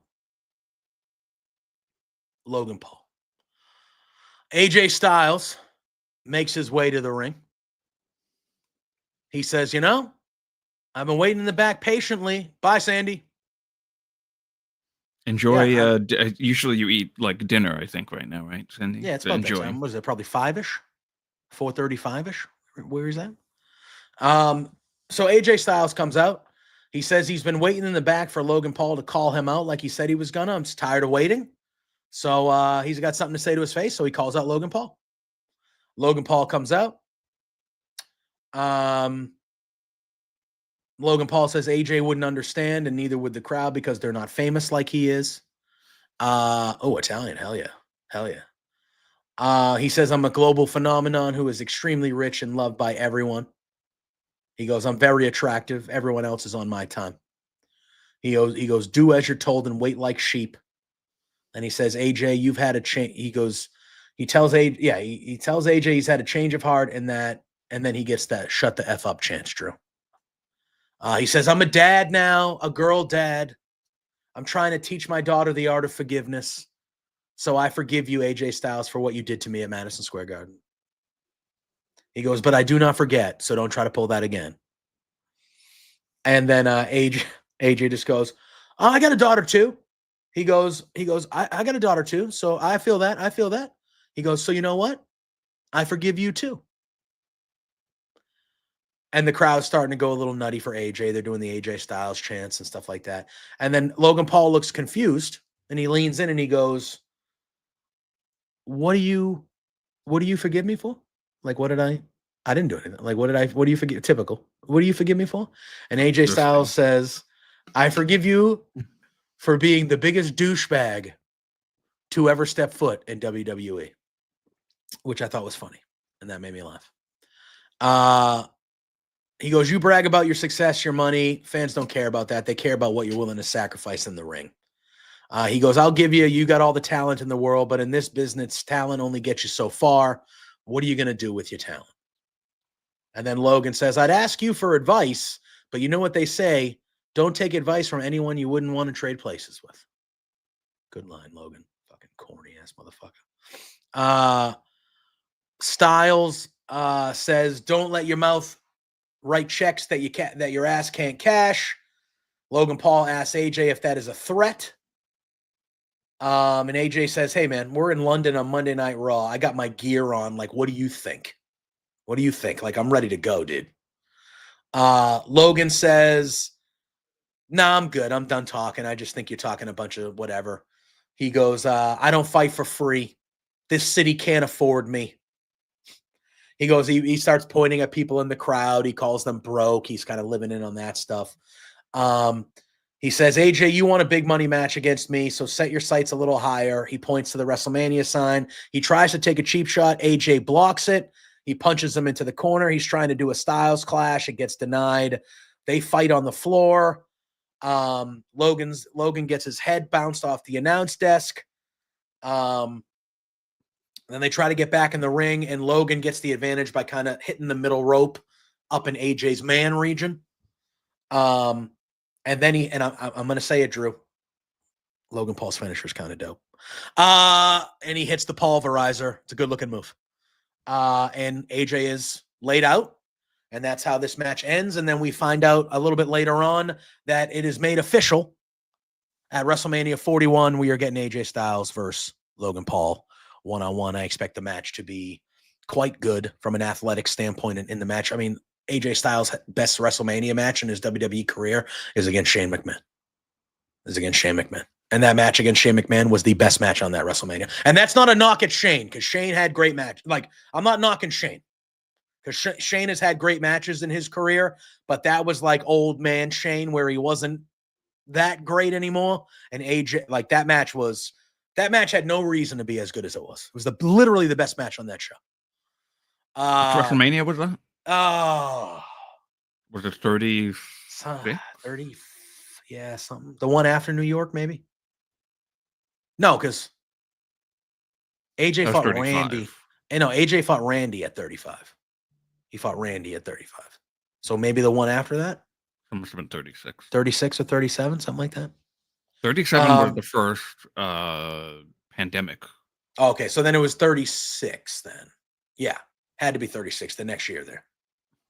Where were they? New Orleans again? Did they go to New Orleans again at 36? I think so. No, 30. No, Spencer says 36 was the pandemic. So then it might have been, was it 37 then? The first one back at? No, because that was Sasha and Bianca were the best match. I don't know. Either way, whenever he fought Shane McMahon, that match shouldn't have been good, but it was good. Somebody looked that up for me. Yeah. I expect this match to be fine. Unfortunately, I probably expect Logan Paul to go over at Mania. Oh, I 100% expect Logan Paul to go over. And I'm a guy that comes on here, in my disdain for him as a human, I tend to put aside and judge it effectively. I thought that Logan Paul came off 33. Holy crap. I didn't realize it was fuck. That was WrestleMania 33? Well, I was at 32, which was his first Mania against Jericho, and then Shane fought Taker in the Hell in a Cell. So then that means the next year. Wow. I didn't know. That's over 10 years. That's almost 10 years ago. Damn. Anyway, I thought Logan Paul was kind of the stuff he does at the beginning when he eats up, when he talks about being famous and good look, that's going to get the crowd on him no matter what. So like, but he's actually kind of fucking garbage on the mic. So. I thought tonight, I thought he wasn't great. I thought he's been great before. He's been good. No, maybe not great, but he's been good before. I thought tonight he was kind of it was not the best. When he leaned knows how to talk for his own audience. Exactly. And that is what gets him booed and gets him the chance and all stuff like that. So it works. But I didn't think that this was a particularly strong promo segment from either guy. But from Logan. Like at one point he was like, "Oh, you just sound like a guy that's like saying a bunch of stuff that's true." I think that was a line that Logan Paul said. He said something like, "Oh, you sound like." I don't listen to him when he talks. So. Yeah. See, well, you judge a show. See, this is where we're gonna get into a little bit of an argument, but I'm not. You literally just had a kayfabe argument with me. Shut up. Because okay. As Stop I should. It. You're sitting here not paying attention to the show. Come on, I'm gonna argue with you. Again, we've talked about it. You just wasted people's time on a kayfabe I didn't waste people. That was arguably something. the most entertaining part of the show. What? Because there's a storyline that you can't act like it's a storyline. It doesn't make sense. I'm talking analytically. I'm not talking like I'm sitting at a WWE desk analyzing the show. Okay. Yeah, but you're talking about not covering the show for WWE. I'm covering the show for Love Wrestling. Besides contract signings and the occasional debut that results in somebody signing a WWE contract, have we seen 90% of the wrestlers on our television show sign their fucking WWE contracts? Did we see Seth Rollins sign his WWE contract? So what the fuck do you care about Grande Americanos? Stupid. Because Grande Americano is not a real person. That's why I care. He's a guy on the show, Drew. He's a guy on the show. So when you sit here and you talk about things that as wrestling fans for our whole lives, we know that's not part of what we're doing here. You're talking it's pro wrestling, bro. It's pro wrestling. Why are you bringing up real things like they're part of the show? They're not. It's pro wrestling, bro. It's pro wrestling. Sometimes you're just supposed to go with it. You're just supposed to go with it. I now know that JPJ is trying to he's trying to audition here for a WWE job because he wants to analyze it as if it's all real. No, I'm not. But again, when you're like, oh, you mean to tell me that WWE just signed this guy? Yeah. Because pro wrestling is pro wrestling and stupid shit happens all the time. Why are you really don't like an act because of that? Because of that. Well, I mean, I don't like the act for a multitude of reasons, but again, it's a TV show. It's a TV show. Like not everything that happens on the TV show is equivalent to real life stuff. And that's where I run into a problem because people see things on a pro wrestling fake dramatized show and they turn it into like real. It's like, it's not the same, dude. I'm not going to go watch a movie and then be like, well, on real planes, that would never happen. It's a fucking movie. Can we move on? Yeah. Okay. Anyway. Logan Paul sucked in this promo segment. He sucked. The only thing he was right about in this whole segment was that he's attractive. That's all. I've heard that from multiple people now. And it's unfortunate, but it's it's just a fact, unfortunately. Well, he is rich and famous too. Like he wasn't lying about that. We might not like him, but I mean, when he leans into that stuff, he's not exactly lying, which makes him more annoying and more you want to hate him more because he's right and you're like, you fucking dick. Drew's mad at me now. Let's just move on. Drew's mad at me now. How do you feel about Bayley fighting for the IC title next week? Feels like they just got rid of the Roxanne Perez Bayley thing at all. Like, I thought for sure it just seemed like, oh, we might get a Roxanne Bayley thing here. Perez is going to cost her. I mean, okay. But I feel like we've gone 3 weeks now without it. Like, since Chamber, they haven't dived into the Roxanne Bayley stuff at all. And I thought that's 100% where we were going. It was very bizarre. It's funny that now she's going to be fighting for the IC title, but I thought that she was going to be in the IC title, the tournament to win the championship in the first place. Yeah. And then she didn't end up even, I don't know if was she in it? I don't remember. No, she was in the US title one. Oh, that was the US title. She lost to Chelsea in the semifinals. Yes. In the semifinals. She lost to Chelsea. Bayley. And Bayley wasn't on Raw. Bayley wasn't on Raw yet when the IC title started. She was technically still on SmackDown, which is probably why. Yeah, but Scott agrees with you. He says this is where Roxanne shows back up. Well, I mean, fine. Well, that tells me that this match, that Bayley's not going to be on WrestleMania then. Which, again, this would be, last year she was the champion. No, she was the challenger. They could, but, and I would hope, another women's match I would never not want on WrestleMania, but you've gone 3 weeks now with this kind of being on the back burner. If Roxanne does show up, and I think that's what it was. Roxanne didn't go over to the European tour, so that's why we haven't seen Roxanne. Okay. She stayed over here. She was on NXT. Well, David, she was literally won the world title at WrestleMania last year, so that's a lie.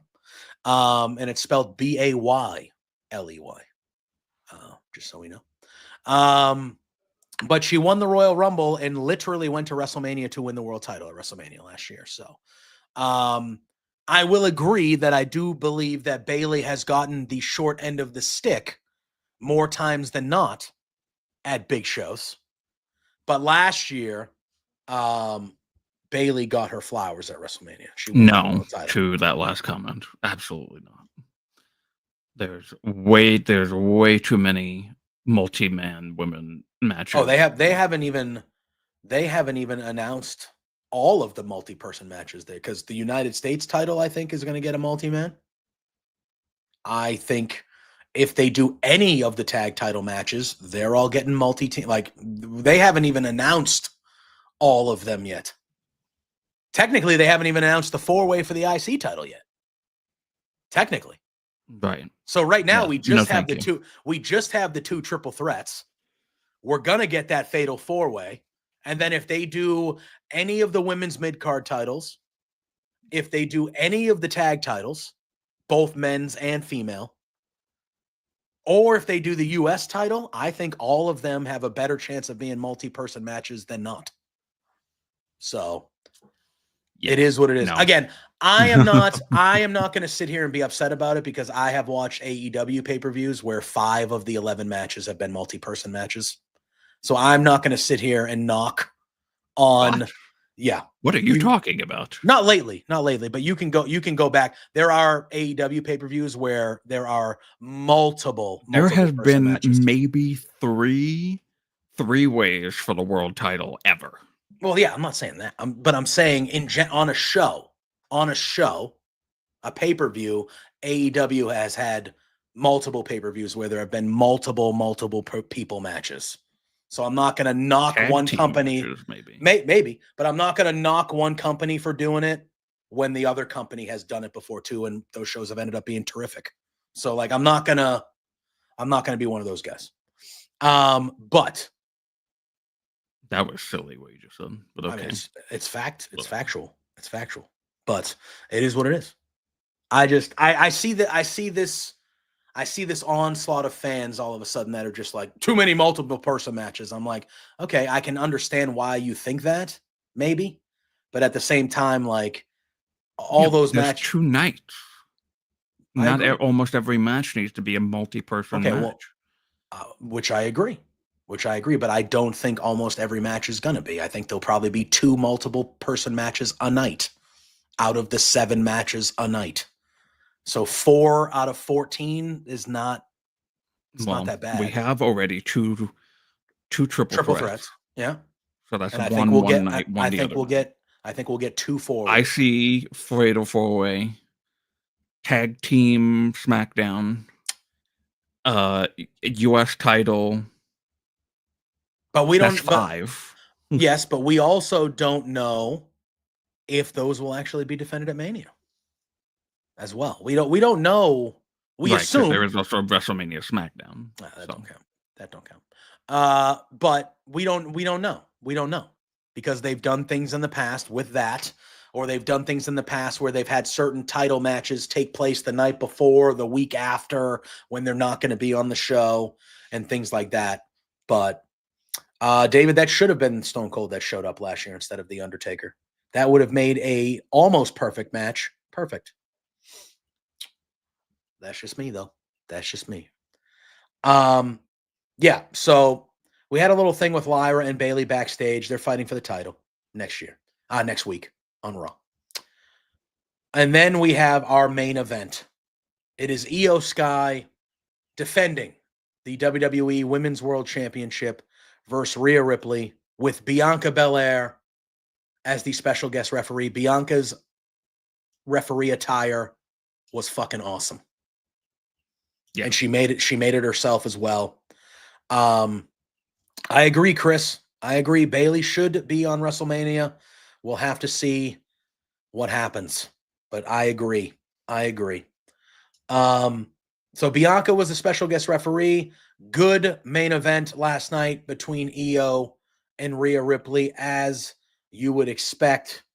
Bianca played it straight and narrow the whole match until Rhea Ripley, some would say accidentally, some would say somewhere in the middle.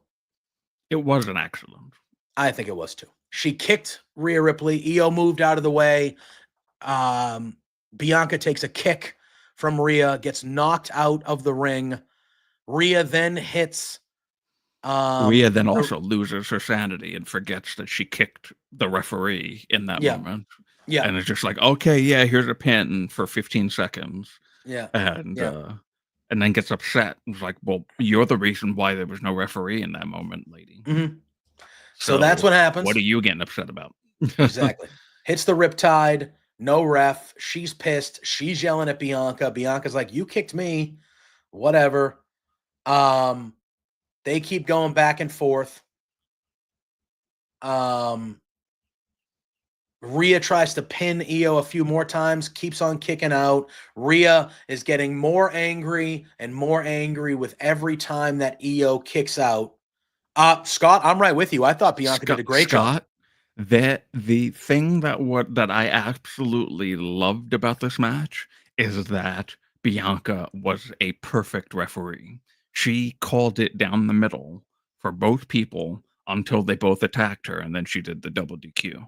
And I thought that was actually, I was concerned that she was just going to be an asshole in this match and just like lazily count or not count at all, or like be like twirling her hair in the corner and not paying attention to the match. Like I thought that was how she was actually going to be, but she came to this match prepared. She was an honest to God referee and called it straight down the middle the entire time. 1,000%. She was great in this match. She was better than some of the actual real referees that WWE has. Yeah. Truly. So, all right, that happens. So Rhea continues to get angrier and angrier the more times that Iyo still kicks out. They're arguing. Bianca's like telling Rhea off. Iyo comes over. They start going back and forth. And then Rhea slaps Bianca across the face in frustration. And then you could see Rhea go like, oh, fuck, I'm in a match. Like, shit. She's the ref. And you could see Rhea kind of know she fucked up right away. But Bianca doesn't call, at this moment, Bianca doesn't call a DQ. So then Iyo goes to the top rope. She goes to hit a missile, her famous missile drop kick on Rhea. And Rhea misses or sidesteps. And she hits Bianca. And Bianca gets hit, rolled out of the ring. Bianca's pissed now. They both hit her. She's like, what the fuck? I'm trying to be her. No. She did this perfectly. Yeah. Perfectly. She was perfect in this match. She was the best. The match was really good. As you would expect as well. But Bianca was, I thought Rhea should have gotten DQ'd more than a double DQ, but I get it. I get where they're going. I get it. I feel like Rhea should have been DQ'd. After the slap, Rhea should have got DQ'd. Out of any decision that they have made in the last 3 weeks since Rhea lost the title, this match and what they did in this match 100% made me go, well, this absolutely deserves to be a 3-way now. Yeah. Because of the booking of this match, I went, oh, 100%. Now I'm on board with this being a three-way because Yep. of the booking of this match. Yep. And now it should actually be main event of night one. It should be main event night one. It should be main event night one. So the match gets thrown to double DQ. Rhea gets out of the ring. She goes to the floor. She starts brawling with Bianca. Iyo dives on top of both of them. They throw Rhea back into the ring. They're starting to beat her down. Belair is then starts hammering Sky, Iyo Sky with some elbows. Rhea hits a headbutt. She hits a riptide to Belair, and then she follows one up with a riptide to Iyo. And then she brings Bianca to the top rope and hits an avalanche riptide on Bianca from the top rope. And then Rhea holds the title up over the two fallen ladies. And that is how Raw goes off the air with Rhea Ripley standing tall. Good end to the show. I thought easily the best Raw they've had over there. Easily. Yeah. Easily. Agreed. Just really good stuff. Really good stuff. Good stuff with Cena and Cody. Good main event and some juicy stuff at the end with these three ladies. I thought the Jey Uso, Gunther, Jimmy Uso stuff was perfect. Some good matches. Good to see Tyler Bate back. This was a very good Raw. This was a very, very good Raw, and it makes me excited for the final two as we are sprinting towards the end of the road to WrestleMania. Really, really good show. Really, really good show. Yeah, we talked about David. Logan Paul's a piece of shit, so we don't really talk about it as much a ton. But that match should be good. It should be good. No, but we have to cover him because he's on the show, though. Yeah, that is our job. That is our job to cover the show, and if he's on the show, we cover the show. Yeah, God. I believe MJF said, if you want to act like children, go watch Elmo. Go watch Elmo. I know I have to watch Elmo on Twitter every day. I'm sorry, that's Elon. Wait, never mind. Twitter. Sorry. Oh yeah, exactly. SmackDown though also happened from the O2 in London. We're not going to dive into SmackDown as we dive into Raw. Raw is the main show that we cover on here, but there were some things on SmackDown that are worth discussing. Drew. First and foremost, do we start with the main event segment? Or do you want to start with the Cody? I'd like to get the my annoyance out of the way. So is that with the main event segment? Yes. All right, have at it, bro. You have the floor. All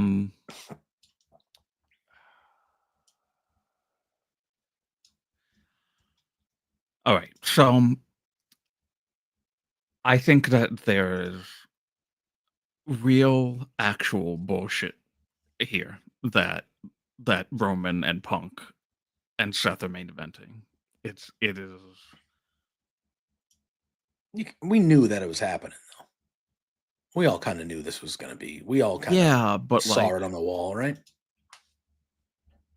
There's having a non-title match with no stakes whatsoever. Mm-hmm. They should make it a number one contender. More important than any match with a title, just because it's Punk, Roman, and Seth. Like, that's the only reason why this is main eventing, is because it's Punk, Roman, and Seth. I would lean because it's Roman more than mentioning all three of them. But yes. Well, yes. I mean, yeah. I think that they view it as Roman more than the three of them, to be honest with you. But yes, you are 100% right. Roman does not need to main event every single WrestleMania. I agree, but I think they want him to what they want him to beat the Hogan record. Didn't he already beat the Hogan record? Did he already beat it? This is 10 WrestleMania main events. I don't think in a row. Hogan had 10 WrestleMania main events. Did he? I know. Maybe he already beat him then. Did he have 8 or 9?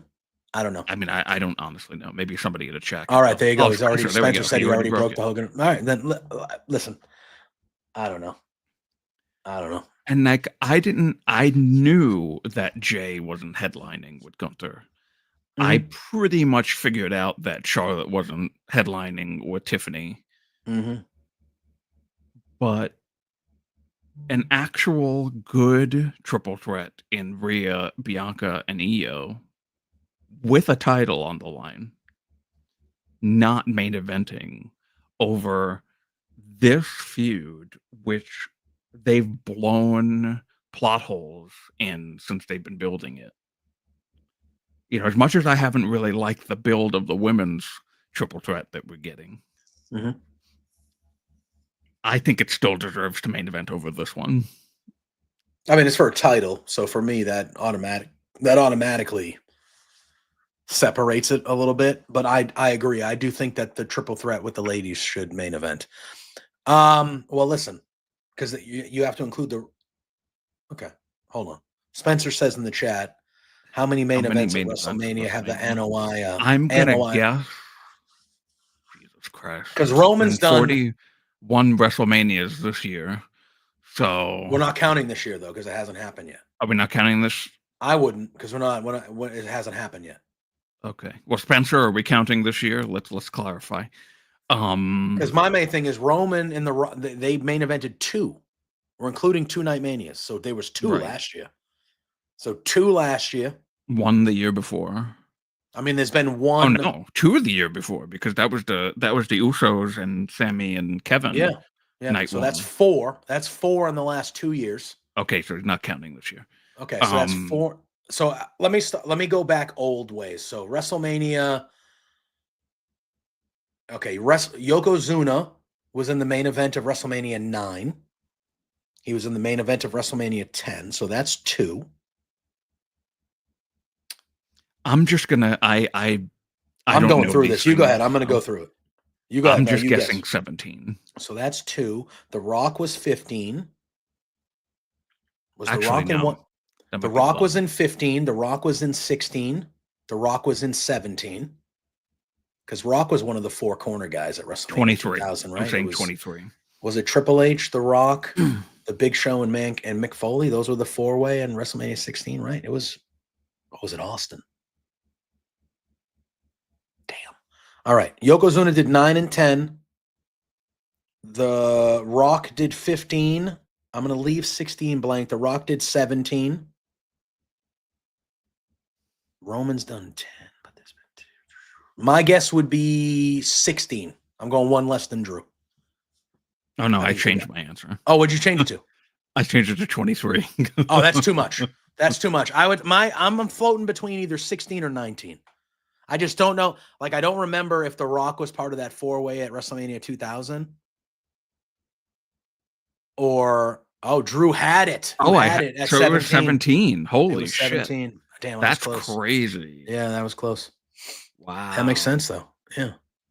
Because Umaga main evented with Cena, right? 1 year? Now so then this year will be 18.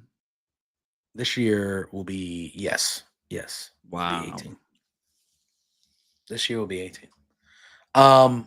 Anyway, sorry. So back to the you didn't like this segment. So you didn't like this segment. The segment itself is fine, but my problem is the story because my main issue that I have with this is that Punk's entire storyline since the Rumble has been that he's been getting screwed out of the main event. And now he's just in it. Like there's no rhyme or reason. It's like, so this is the main event now. You're in the main event. Like he lost at the Rumble. He lost at Elimination Chamber. And the only reason why he's getting this main event is because Roman is in it. That's it. And then they go a step farther. Because his sole reason for hating Seth and Roman was that he was getting screwed out of the main event of WrestleMania because Seth cost this, Roman cost that. And then they go as far as going, oh, well, by the way, yeah, that's still not my favor. So, like, the last thing that could have made storyline sense for Punk to get the WrestleMania main event would have been that it was the favor that he asked of Paul Heyman, and it's not even the favor. Nope. So he's literally just getting the main event because Roman Reigns is in this match. Yeah. Look at it. That's what it is, man. Roman is a main eventer. That's, they took a bomb to his entire storyline since he came back to this company.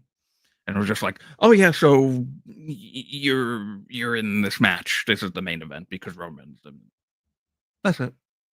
Okay, great. So we don't get any type of storyline way to get a feel-good moment for Punk to have his first legitimate Mania main event. It's just, oh, you're in it because Roman's in it, so you get the main event. Congrats. I mean, I thought the feel-good moment was the moment he had with Heyman. I thought that was a good moment of the segment. That was blah. I don't know. I thought Punk showed some real emotion. He was a little teary-eyed and things like that. I mean, he already knew that it was the main event. Yeah, but I felt like that was of this whole thing. I did feel like that was a cool moment that they let Heyman kind of step in there and be like, I'm the guy that's going to tell Punk that like he achieved this. I thought that was fine. I mean, but I've also been one of those guys that like once this was a rumored match, I assumed it was going to be the main event. Yeah, if you're with Roman, you're in the main event, man. It is what it is. It is what it is. That's where I would like it to be worth a title shot. I feel like there could be a very cool thing if they were like, hey, the winner of this match is the number one contender for the world heavyweight title. And then you can have like CM Punk versus Jey Uso, or you could have Roman and Jey for the title, which adds a whole nother story after Mania if you want. Like, I would like that this would end up being for something more than just like a prideful win. Now more than ever, I do think the favor is going to be Paul Heyman and Punk's corner. I do think that's the favor more than ever, unless they hold it off for post-Mania things. Which they could, I guess. There's no time limit on the favor. I just assumed it would be involved with Mania. But I guess there's no time limit on the favor. Right. So they could hold it off, I guess. But I don't know. A part of me thinks that it's going to be him asking Heyman to be in his corner for the for the match. Hey, I want you to be with me. But I don't know. Again, I thought this segment was fine. I did like Rollins just losing his mind the whole time. I thought like him being crazy Seth Rollins, like he doesn't deserve this. Why are we giving this to him? He's the one making the most sense. There you go. Honestly. So I do think that part of it was good. I did like Seth playing that role. And being the guy that's kind of sitting there being like, he doesn't deserve this. He's a piece of trash. Like, why are we giving this guy things that he wants when he doesn't deserve it? Like, I like that. And then Punk and Roman. I'm gonna tell you a little conspiracy that I had. I was talking to SP3 about this on Twitter the other day. I feel like, well, I mean, okay, the thing, the biggest and most alarming issue that I have with this year's WrestleMania build is that none of the Royal Rumble winners or the triple threat for the women's title feel main event worthy. Well, for the triple threat up until last night. But at the time that I was talking to SP3 about this, none of those felt main event worthy. It's fair. And two of the people in those three matches are already WrestleMania main eventers in Charlotte and Bianca. Yes. So in my view, and I talked about this with you last week and I think the week before even, this is a direct result of Triple H's bad booking of those 3 stories.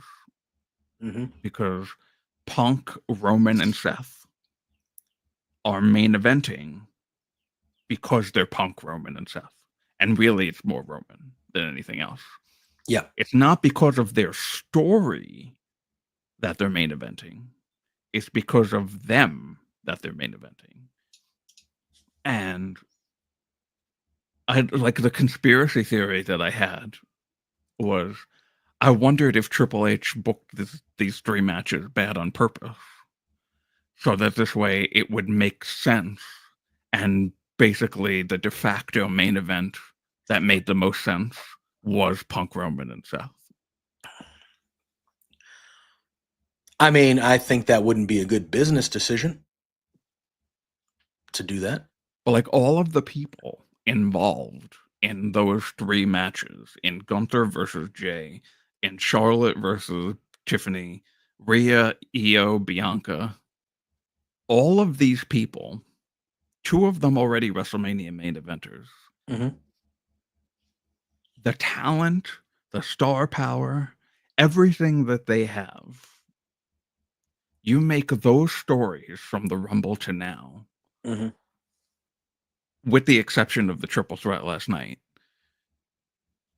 just look unmain event worthy, just like opening match fodder, even middle of the card fodder for Charlotte and Tiffany. That match didn't even look like an opening match. Yeah, it's unfortunate.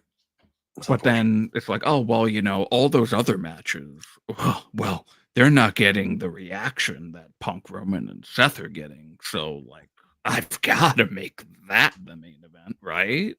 It seems it's just a weird.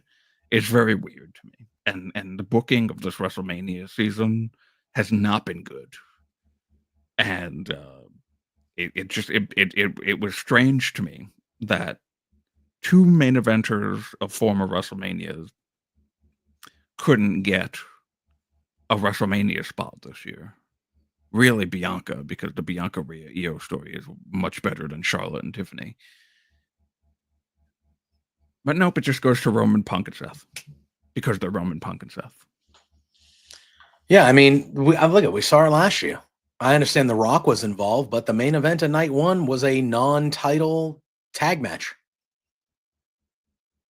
It wasn't the Royal Rumble winners. It wasn't involving the 2 of the men's main titles of the show, of the company.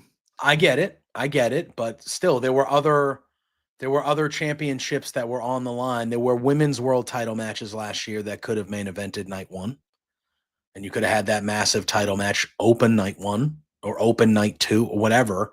But like, and I know The Rock was involved, which changes things. But I think it's just me personally. I am an old school guy, and I know the build hasn't been that way, but I am an old school guy, and I've said it here before. If you win the Royal Rumble, you should be main eventing a night at WrestleMania. That's just that I will never. I agree. I will never break away from that. I will never break away from that line of thinking. They literally say every year, even though it's technically not true, that you win the Royal Rumble. Well, they changed the verbiage to the shot at the main event of WrestleMania. Well, no, they changed the verbiage now because that's what they used to say. When you won the Royal Rumble, you get to main event WrestleMania. Now it's you get a world title match at WrestleMania. So they changed the verbiage. Yeah. So you still get what you get. You've always got a world title match, but the world title used to always main event WrestleMania because it was the world title. Now WrestleMania is 2 nights, which gives the flexibility that both nights don't have to end with the world title match because Sunday can end with the world title match. And that's the real main event, even though we pretend that night 1's main event is actual and count it as a main event, which to me it is. A separate night's a separate night. You end the show, you're the main event. Yeah. But no, I count. I've been since it started. Yeah, no, we absolutely should count it. We absolutely should count it. Absolutely should count it. But it gives them more flexibility to do the things. Because if you look at the last 3, if you look at the last 4, how many is this? The 5th 2-night Mania or the 4th? The 5th. Okay. So besides that, yeah, because 30 when they first came back, it was a 2-night one, right? The first one after the pandemic was a 2-night No, one. even the pandemic one was 2-night. Oh yeah. I don't remember the main events of those shows though, because I know Brock Lesnar and Braun Strowman certainly didn't main event. I mean, no, Brock Lesnar and Drew didn't main event the that first night of I actually don't remember what the first night of the pandemic WrestleMania main event was, but I know that the second night was Drew and Brock. That was the main event? Finally won the title. That was the main event? Yeah. Oh my god, I did not know. I knew it was a quick match. I didn't even remember that being the main event. That was going to be the crowning moment of Drew's in front Oh, of of course. crowd. Well, I knew that. Yeah, that was gonna. Yeah, I don't remember that main. I don't remember. Yeah, but well, yeah, it was Goldberg and Braun. That's Goldberg what it was. and Braun. Yeah, Braun. Was that the main event of night one? Braun Strowman, I think Braun won the title. I know that. I know Braun won the title from Goldberg. I remember that. Holy shit. That is true. They did the Big Show thing after the Lesnar match, and they did a Big Show match with Drew right after. That's right. Yeah, that's stupid bullshit. I don't. Yeah. Wow. But what I was going to say is the last four. Okay, so the last four WrestleManias, the night one main event. We don't want that guy back either. No, we do not. We don't. That guy's never coming back. We never want him back. So don't mention him in my chat ever again. Thank you. So the last four night one main events. Oh, the Boneyard match. That's right. That makes sense. The Boneyard match with Undertaker and AJ main evented Mania. Night 2. That makes sense. Yes. Yes. That makes sense. Oh, yeah. That's right. Yeah, because Braun was subbing for Roman because it was the pandemic and because it was supposed to be Roman and Goldberg for the title. That's right. That's right. And Braun subbed in because Roman was like, I'm out of here.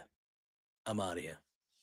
But I wasn't even thinking about that. What I was going to say, if you look at the last night one main events for the last 4 WrestleManias, Stone Cold Steve Austin versus Kevin Owens, Kevin Owens and Sami Zayn versus the Usos at least for the tag titles. There was titles on the line. We had the match last year with Roman and Rock versus Cody and Rollins, and now this year we're getting a non-title triple threat match. So if you look at the last 4 years of night one main events, even though the Usos and again, all the main events were good.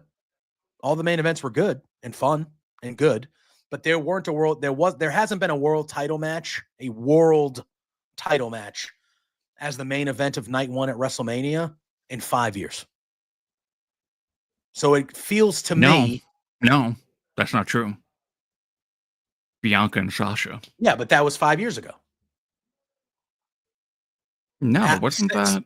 Since then, we've had Owens and Austin. We've had wasn't the title. That the WrestleMania 37 night one? Yeah. And then we've had 4 straight non okay. Yeah. Non-world title main events on night one of Mania. This will be the 5th. This will be the 5th straight. That it was before. No, that one counted. That's why I was thinking of my years, because I know that was the night one main event. That was the best match at Mania that whole weekend. That was the night one, but ever since that one, it's been 4 non-world title main events on night one. Yeah. And again, the Usos obviously defended and lost the tag titles to Sami and KO, and that was, again, the main events have been great. They've been special. That was a special moment when KO and Sami won those. Austin fighting KO was special. That tag match was cinema, as everybody was calling it last year, and all that stuff. Like, the matches have been good. They've been main event worthy, but there hasn't been a singles world title match night one of Mania, and this will be the 5th straight WrestleMania. So they've clearly make it a title. It didn't have to be a singles world title match, but at least a title match. Yeah. Well, then this is 4 out of the last 5 aren't even for titles. So they've clearly the 2-night Mania. 3, because the tag titles were titles too. So yeah, but if you include this one, it'll be 4 out of the last 5. It doesn't matter. All I'm saying is that they clearly are booking WrestleMania that night one doesn't have to be a title. Like, it can just be a big showcase match And then the night 2 Mania is the world title, main story, closing the weekend. But night 1 has become, what's the biggest showcase match we have? Not so much what's a title match. You know what I mean? They've kind of gone that route with night 1 here, where like Roman, Seth, and Punk, those are you can make an argument, besides Cena and Cody, those are the 3 biggest stars besides those 2, right? Clearly Roman. But you could make an argument that if you put Cena and Cody aside, because they have their own thing, the next 3 out of 5 top biggest stars in the company are Seth, Punk, and Roman. So they view that as, well, this can main event night 1 because they're the showcase. They're the giant stars that we have in a match. They don't care that Charlotte won the Royal Rumble and is going against the world title match, and maybe that world title match should main event. They don't care that they have 3 giant women stars fighting for a world title, because they look at Roman, they look at Punk, they look at Seth, and they go, yeah, that's the biggest showcase match we have. That's main eventing night 1. And I feel like Mania is becoming that way. Showcase match on night 1, main title match on night 2. Precedent. I fully agree. I fully agree. I mean, already the precedent's already been set. It's not even setting a bad precedent. Yeah. And look, I left continuing the bad precedent. And I have left those WrestleMania night 1s every night after those matches having a great time and saying, that was awesome. That ruled. That was a lot of fun. Can't wait for tomorrow. But at the same time, I am an old school creature that I do feel like world title matches should be main eventing shows. I just can't. When you have multiple world titles, if you want to have one I just feel like a title match should be ending a show. Those are the biggest prizes that are being fought for on the event. So yes, exactly. Roman, Seth, and Punk are 3 giant stars. That match is going to be great. It's going to be a lot of fun. It's going to be terrific. Is it going to be main event worthy? Probably.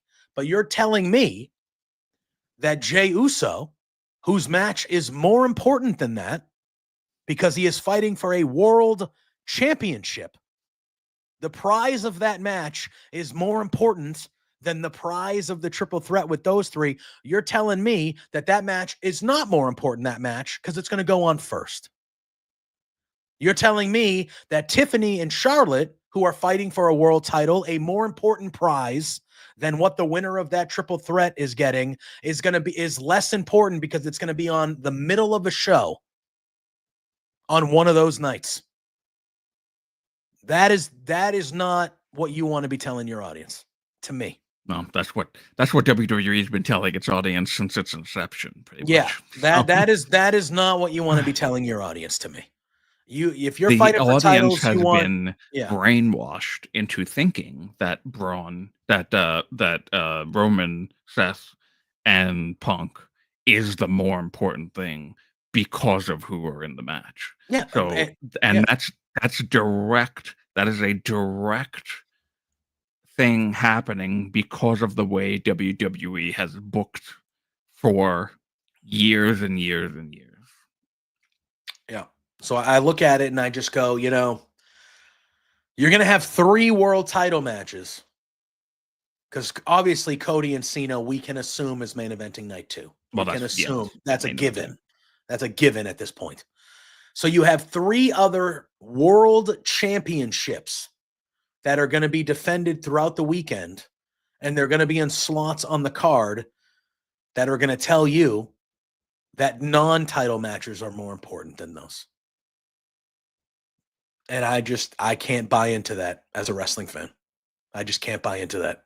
Because if I'm in a match, obviously I want to win every match I'm in, but if I'm in a match fighting for a championship and I'm in a match not fighting for a championship, the championship match is way more important because I can win a championship, make more money, have gold around my way. That is way more important than a non-title match.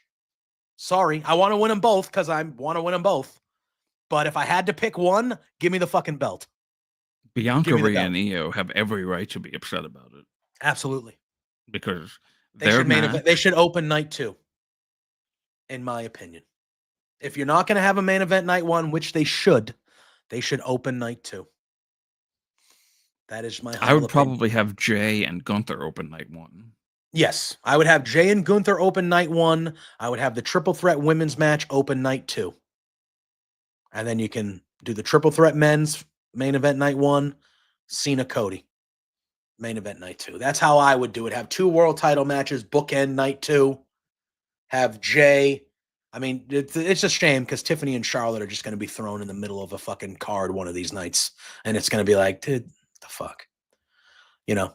I mean, but Rhea and Charlotte, when they had one of their best WrestleMania matches of all time, I think they were second. Or they were second to last. They were like the semi-main event. I think so, yeah. And they went out there and they were think like, they semi main night 2, I think. yeah, is that what it was? Before Cody and Roman the first time? I think it was. Was that before Cody and Roman the first time? 39? I thought they went second on the show. But yeah, no, they semi-mained, right? I'm pretty sure they semi-mained. But either way, we are a little. Oh no, they were second. They were on the show, right? Match. Second match. Yes, that's what I thought. Right. Yeah, they didn't semi-main. They were the second match. Yes, that's what I thought. They were the second match, and they clearly were not thrilled about it, the two of them. And they clearly had a conversation with each other before that match. I went out there and said, hey, let's have everyone talking about us. And they did. And they fucking did. They had the bet. That match was incredible. And they were like, let's let everybody following us, let's wish them good luck, huh? Let's wish them good luck. But we're going to have 2 more weeks to talk about this stuff. So yeah, we'll get after it. We will be here on Thursday, 10 a.m. We have a Dynasty preview on Thursday. Obviously, we'll be discussing the stuff that happens on Dynamite tomorrow, but we have a big AEW pay-per-view this Sunday evening, AEW Dynasty, which also means that right after the pay-per-view, right here on Love Wrestling, you will see Drew, you will see myself, maybe we'll have some other Love Wrestling friends or just friends outside. Who knows?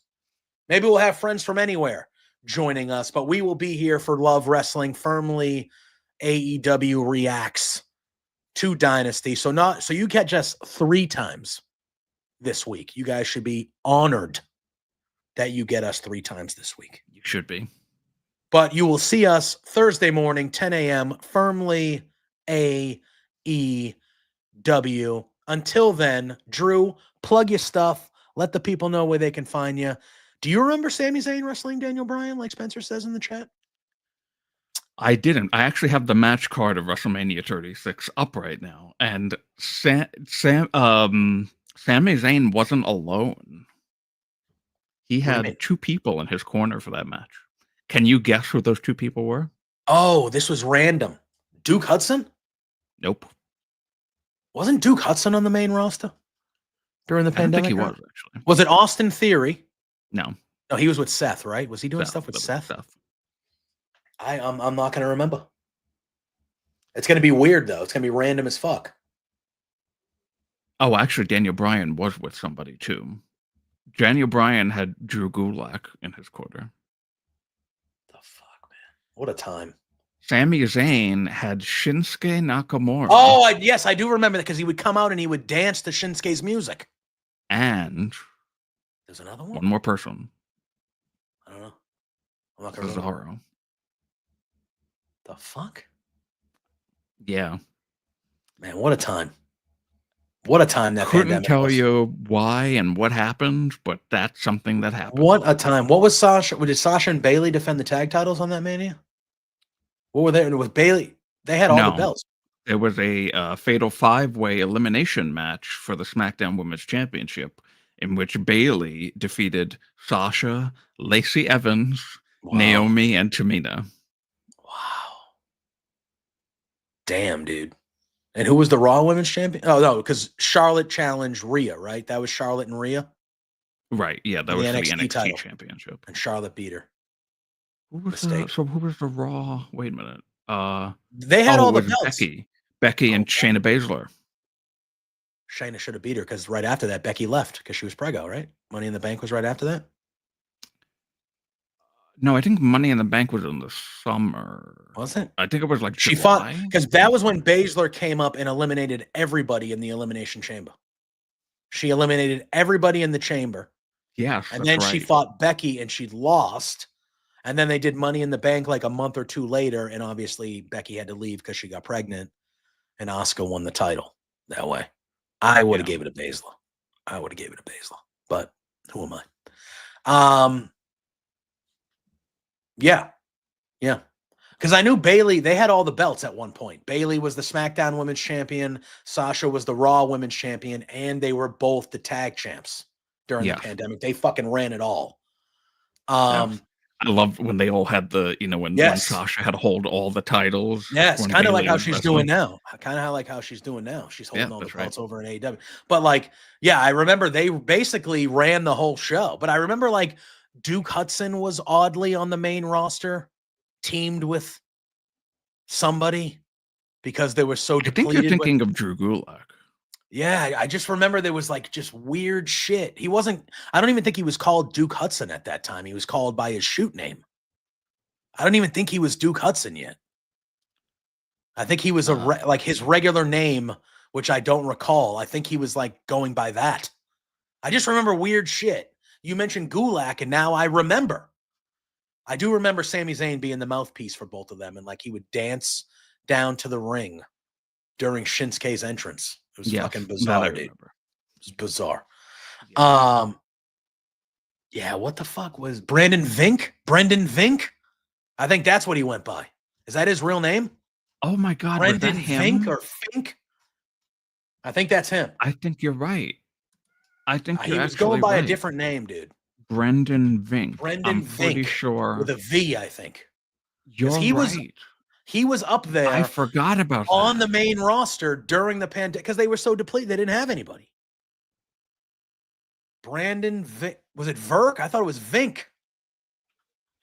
Is that his real name? Is that his shoot name? No, it was Vink. It's Vink. Which is his real name? I didn't even realize that was his real name. Brendan Vink. Which is his real name. That's what he was going by.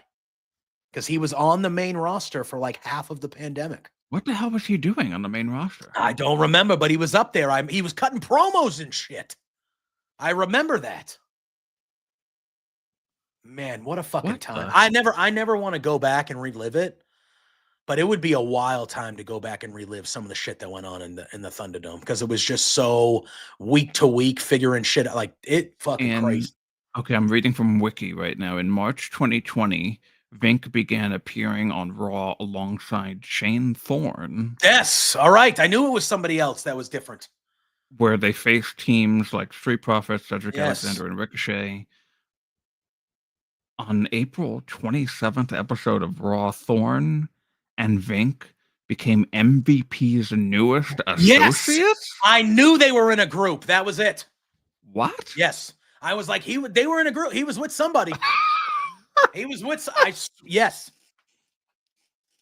Listen, I can't. I don't know if I could go back and watch those shows, but I think a retrospective on the Thunderdome era would be a fascinating piece. Would be a fascinating thing to do because there was some weird. Wow. Yeah, man. Anyway, well, that's the pandemic. That's the Thunderdome minute here on Firmly WWE, going into the depths of MVP with Shane Thorne and Brendan Vink. The hell. All right, we got to get out of here. Plug your stuff. Let the people know, and then we'll be back here on Thursday. You can follow me at the Drew Nicholas on Twitter and Blue Sky, Roundtable Pro Wrestling Podcast.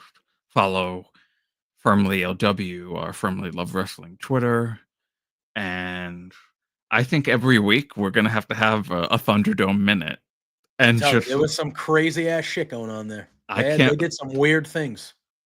Wow. Yeah, man. You don't remember MVP? Not first with iteration Brendan of the Hurt Vink Business. And Shane Thorne. Yeah, his first iteration of having a group with you think about that. So that was when? When was that? 2020? Yeah. So then by the end of 2021, the Hurt Business was already, because the Hurt Business kind of started in the Thunderdome era. Yes, they did.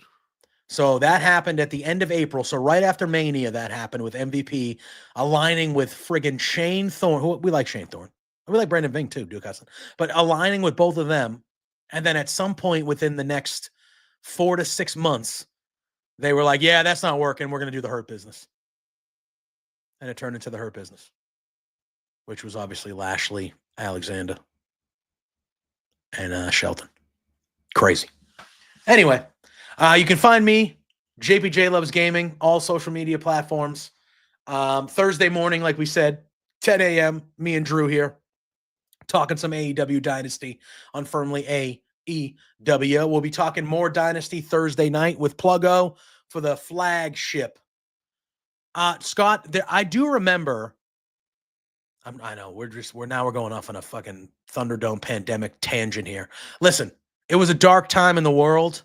It was a dark time for pro wrestling, but I do remember, as bad as it was, I do remember both companies putting on some good wrestling shows during the pandemic and like actually doing some cool stuff. And when you think about it, even though it was terrible, imagine there was no wrestling at all. Exactly. Imagine they didn't do what they did. Like, imagine they didn't, both companies. Like the fact that the Cons had Daly's Place right there, that was a godsend. That was a godsend to them because they had a ready-made arena all shows, ready to go. All shows in both of these companies did not need to take a week off. Nope, they didn't. So, it's not always looked back on fondly for obvious reasons, but I do think there is some good stuff that happened during that doesn't get talked about enough because we kind of want to not talk about the pandemic stuff for obvious reason. But that would be not even WWE related Thunderdome stuff, but that would be that would be a fascinating callback or like a fascinating going through and like, doing podcasts or writing articles. If you went through the pandemic from a wrestling standpoint of like the things we were seeing in both companies, just in general, it's wild. I guarantee you almost nobody would have remembered that MVP had a group with Shane Thorne and Brendan Vink. Never would have remembered that. Never, if I didn't read it just now. Yep. Wow. Like stuff like that. Like Sami Zayn and Daniel Bryan fought at WrestleMania 30. Nope. Did not remember that at all. I did not remember the Big Show thing that happened after the match with Brock. That I remembered because that was on. They did that on the next Raw. Well, and it happened. Was billed as the actual main event. Yeah. So like, there's so Big much Show stuff. Is a WrestleMania main eventer. Yep. There's so much stuff that happened there that I bet you most of us have blocked out and never would, But anyway, JPJ Loves Gaming, Thursday morning with Drew, Firmly AEW, the flagship show here, Thursday night, 8 p.m. Eastern, between two beards with Pluggo and myself. This past Sunday, I hopped on our pals, the Kicking Out podcast. We talked AEW. So go check that out. They've released some clips. The whole video is on their YouTube and social media platforms. Pluggo and I are joining those fellas together this week to do their picks show for AEW Dynasty. Their Kicking Out podcast title is on the line, and I will be bringing it home to Between Two Beards to love wrestling. That is what I'm going to do. But that's where you can find me Monday nights after Monday Night Raw. Now that we're getting back to normal time, you can find me over on bodyslam.net. I am doing the Raw Dogs post show over there. Be on the lookout over the next couple of weeks. Might be another announcement coming with Body Slam and maybe something else I'm doing over there too, which is a lot of fun. Looking forward to it. I know. And by the way, well, I'm going to say it real quick before we leave because I haven't really talked to anybody about it yet. Personal things happening for me. I got a new job, real shoot job. I got a new shoot job. I had been out of work for a little bit by choice. But I got a new shoot job. So over the next 2 weeks to a month, I'm going to kind of be figuring out what my schedule is going to look like and things of that nature. So there may be some changes happening specifically to Firmly here. We're not going to go away. but obviously Tuesdays and Thursday mornings at 10 a.m. might not be as open for me. And that's not even saying it's a guarantee. I don't know what my schedule looks like at all. I'm going to try to maneuver some stuff around, but we're going to figure it out. But life is life, and it is what it is. I had an opportunity that I couldn't pass up. I went for it. We got it. We're good to go. So over the next couple, so this week, normal. Next week, normal. The week after Mania, the week before Mania might be the first week where we got to get a little tricky. I don't know yet. I'll know. Of Mania. Yes. Yes. So we'll figure that out. I should know more by the end of this week, early next week. But this week, next week, as planned, you will get Firmly Tuesday, Thursday, 10 a.m. And then hopefully by middle to the end of next week, before the following week, I should have an idea of what things are going to be looking like. And then me and Drew, I've always been open with Drew about how at some point we were going to probably have to adapt and figure something out. I think we're at that point now. It's not a surprise to me. No, I think we're at that point now. So be on the lookout with Love Wrestling, with the Firmly LW Twitter. Be on the lookout. I'm going to kind of obviously work with Spencer and them, figure out a time slot. We're going to figure it out. But Firmly's not going anywhere. It might change. Maybe it's one longer show a week and we cover both in the same show. Maybe we just change a day here and we'll figure it out. But we're not going anywhere. This is still,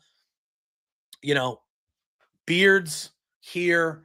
The stuff I do with Body Slam, those take precedent for me. Obviously, I do a lot of other stuff on my personal channel, watch-alongs, streaming video games. If anything is gonna have to be kind of, because of the job, it's going to be more of that stuff, not really my affiliations and my wrestling stuff that I do. So it is what it is, but just follow me on socials, follow Love Wrestling, follow us at Firmly LW.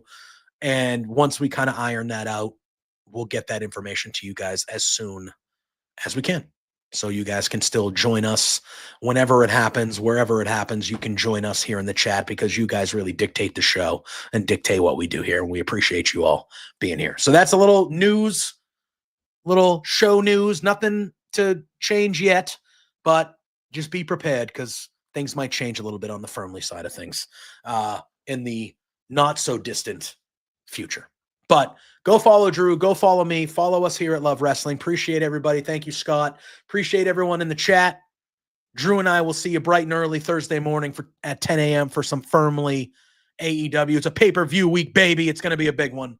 We're ready for Drew, for myself, for everybody here at Love Wrestling.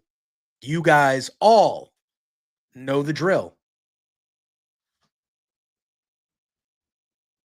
Peace out.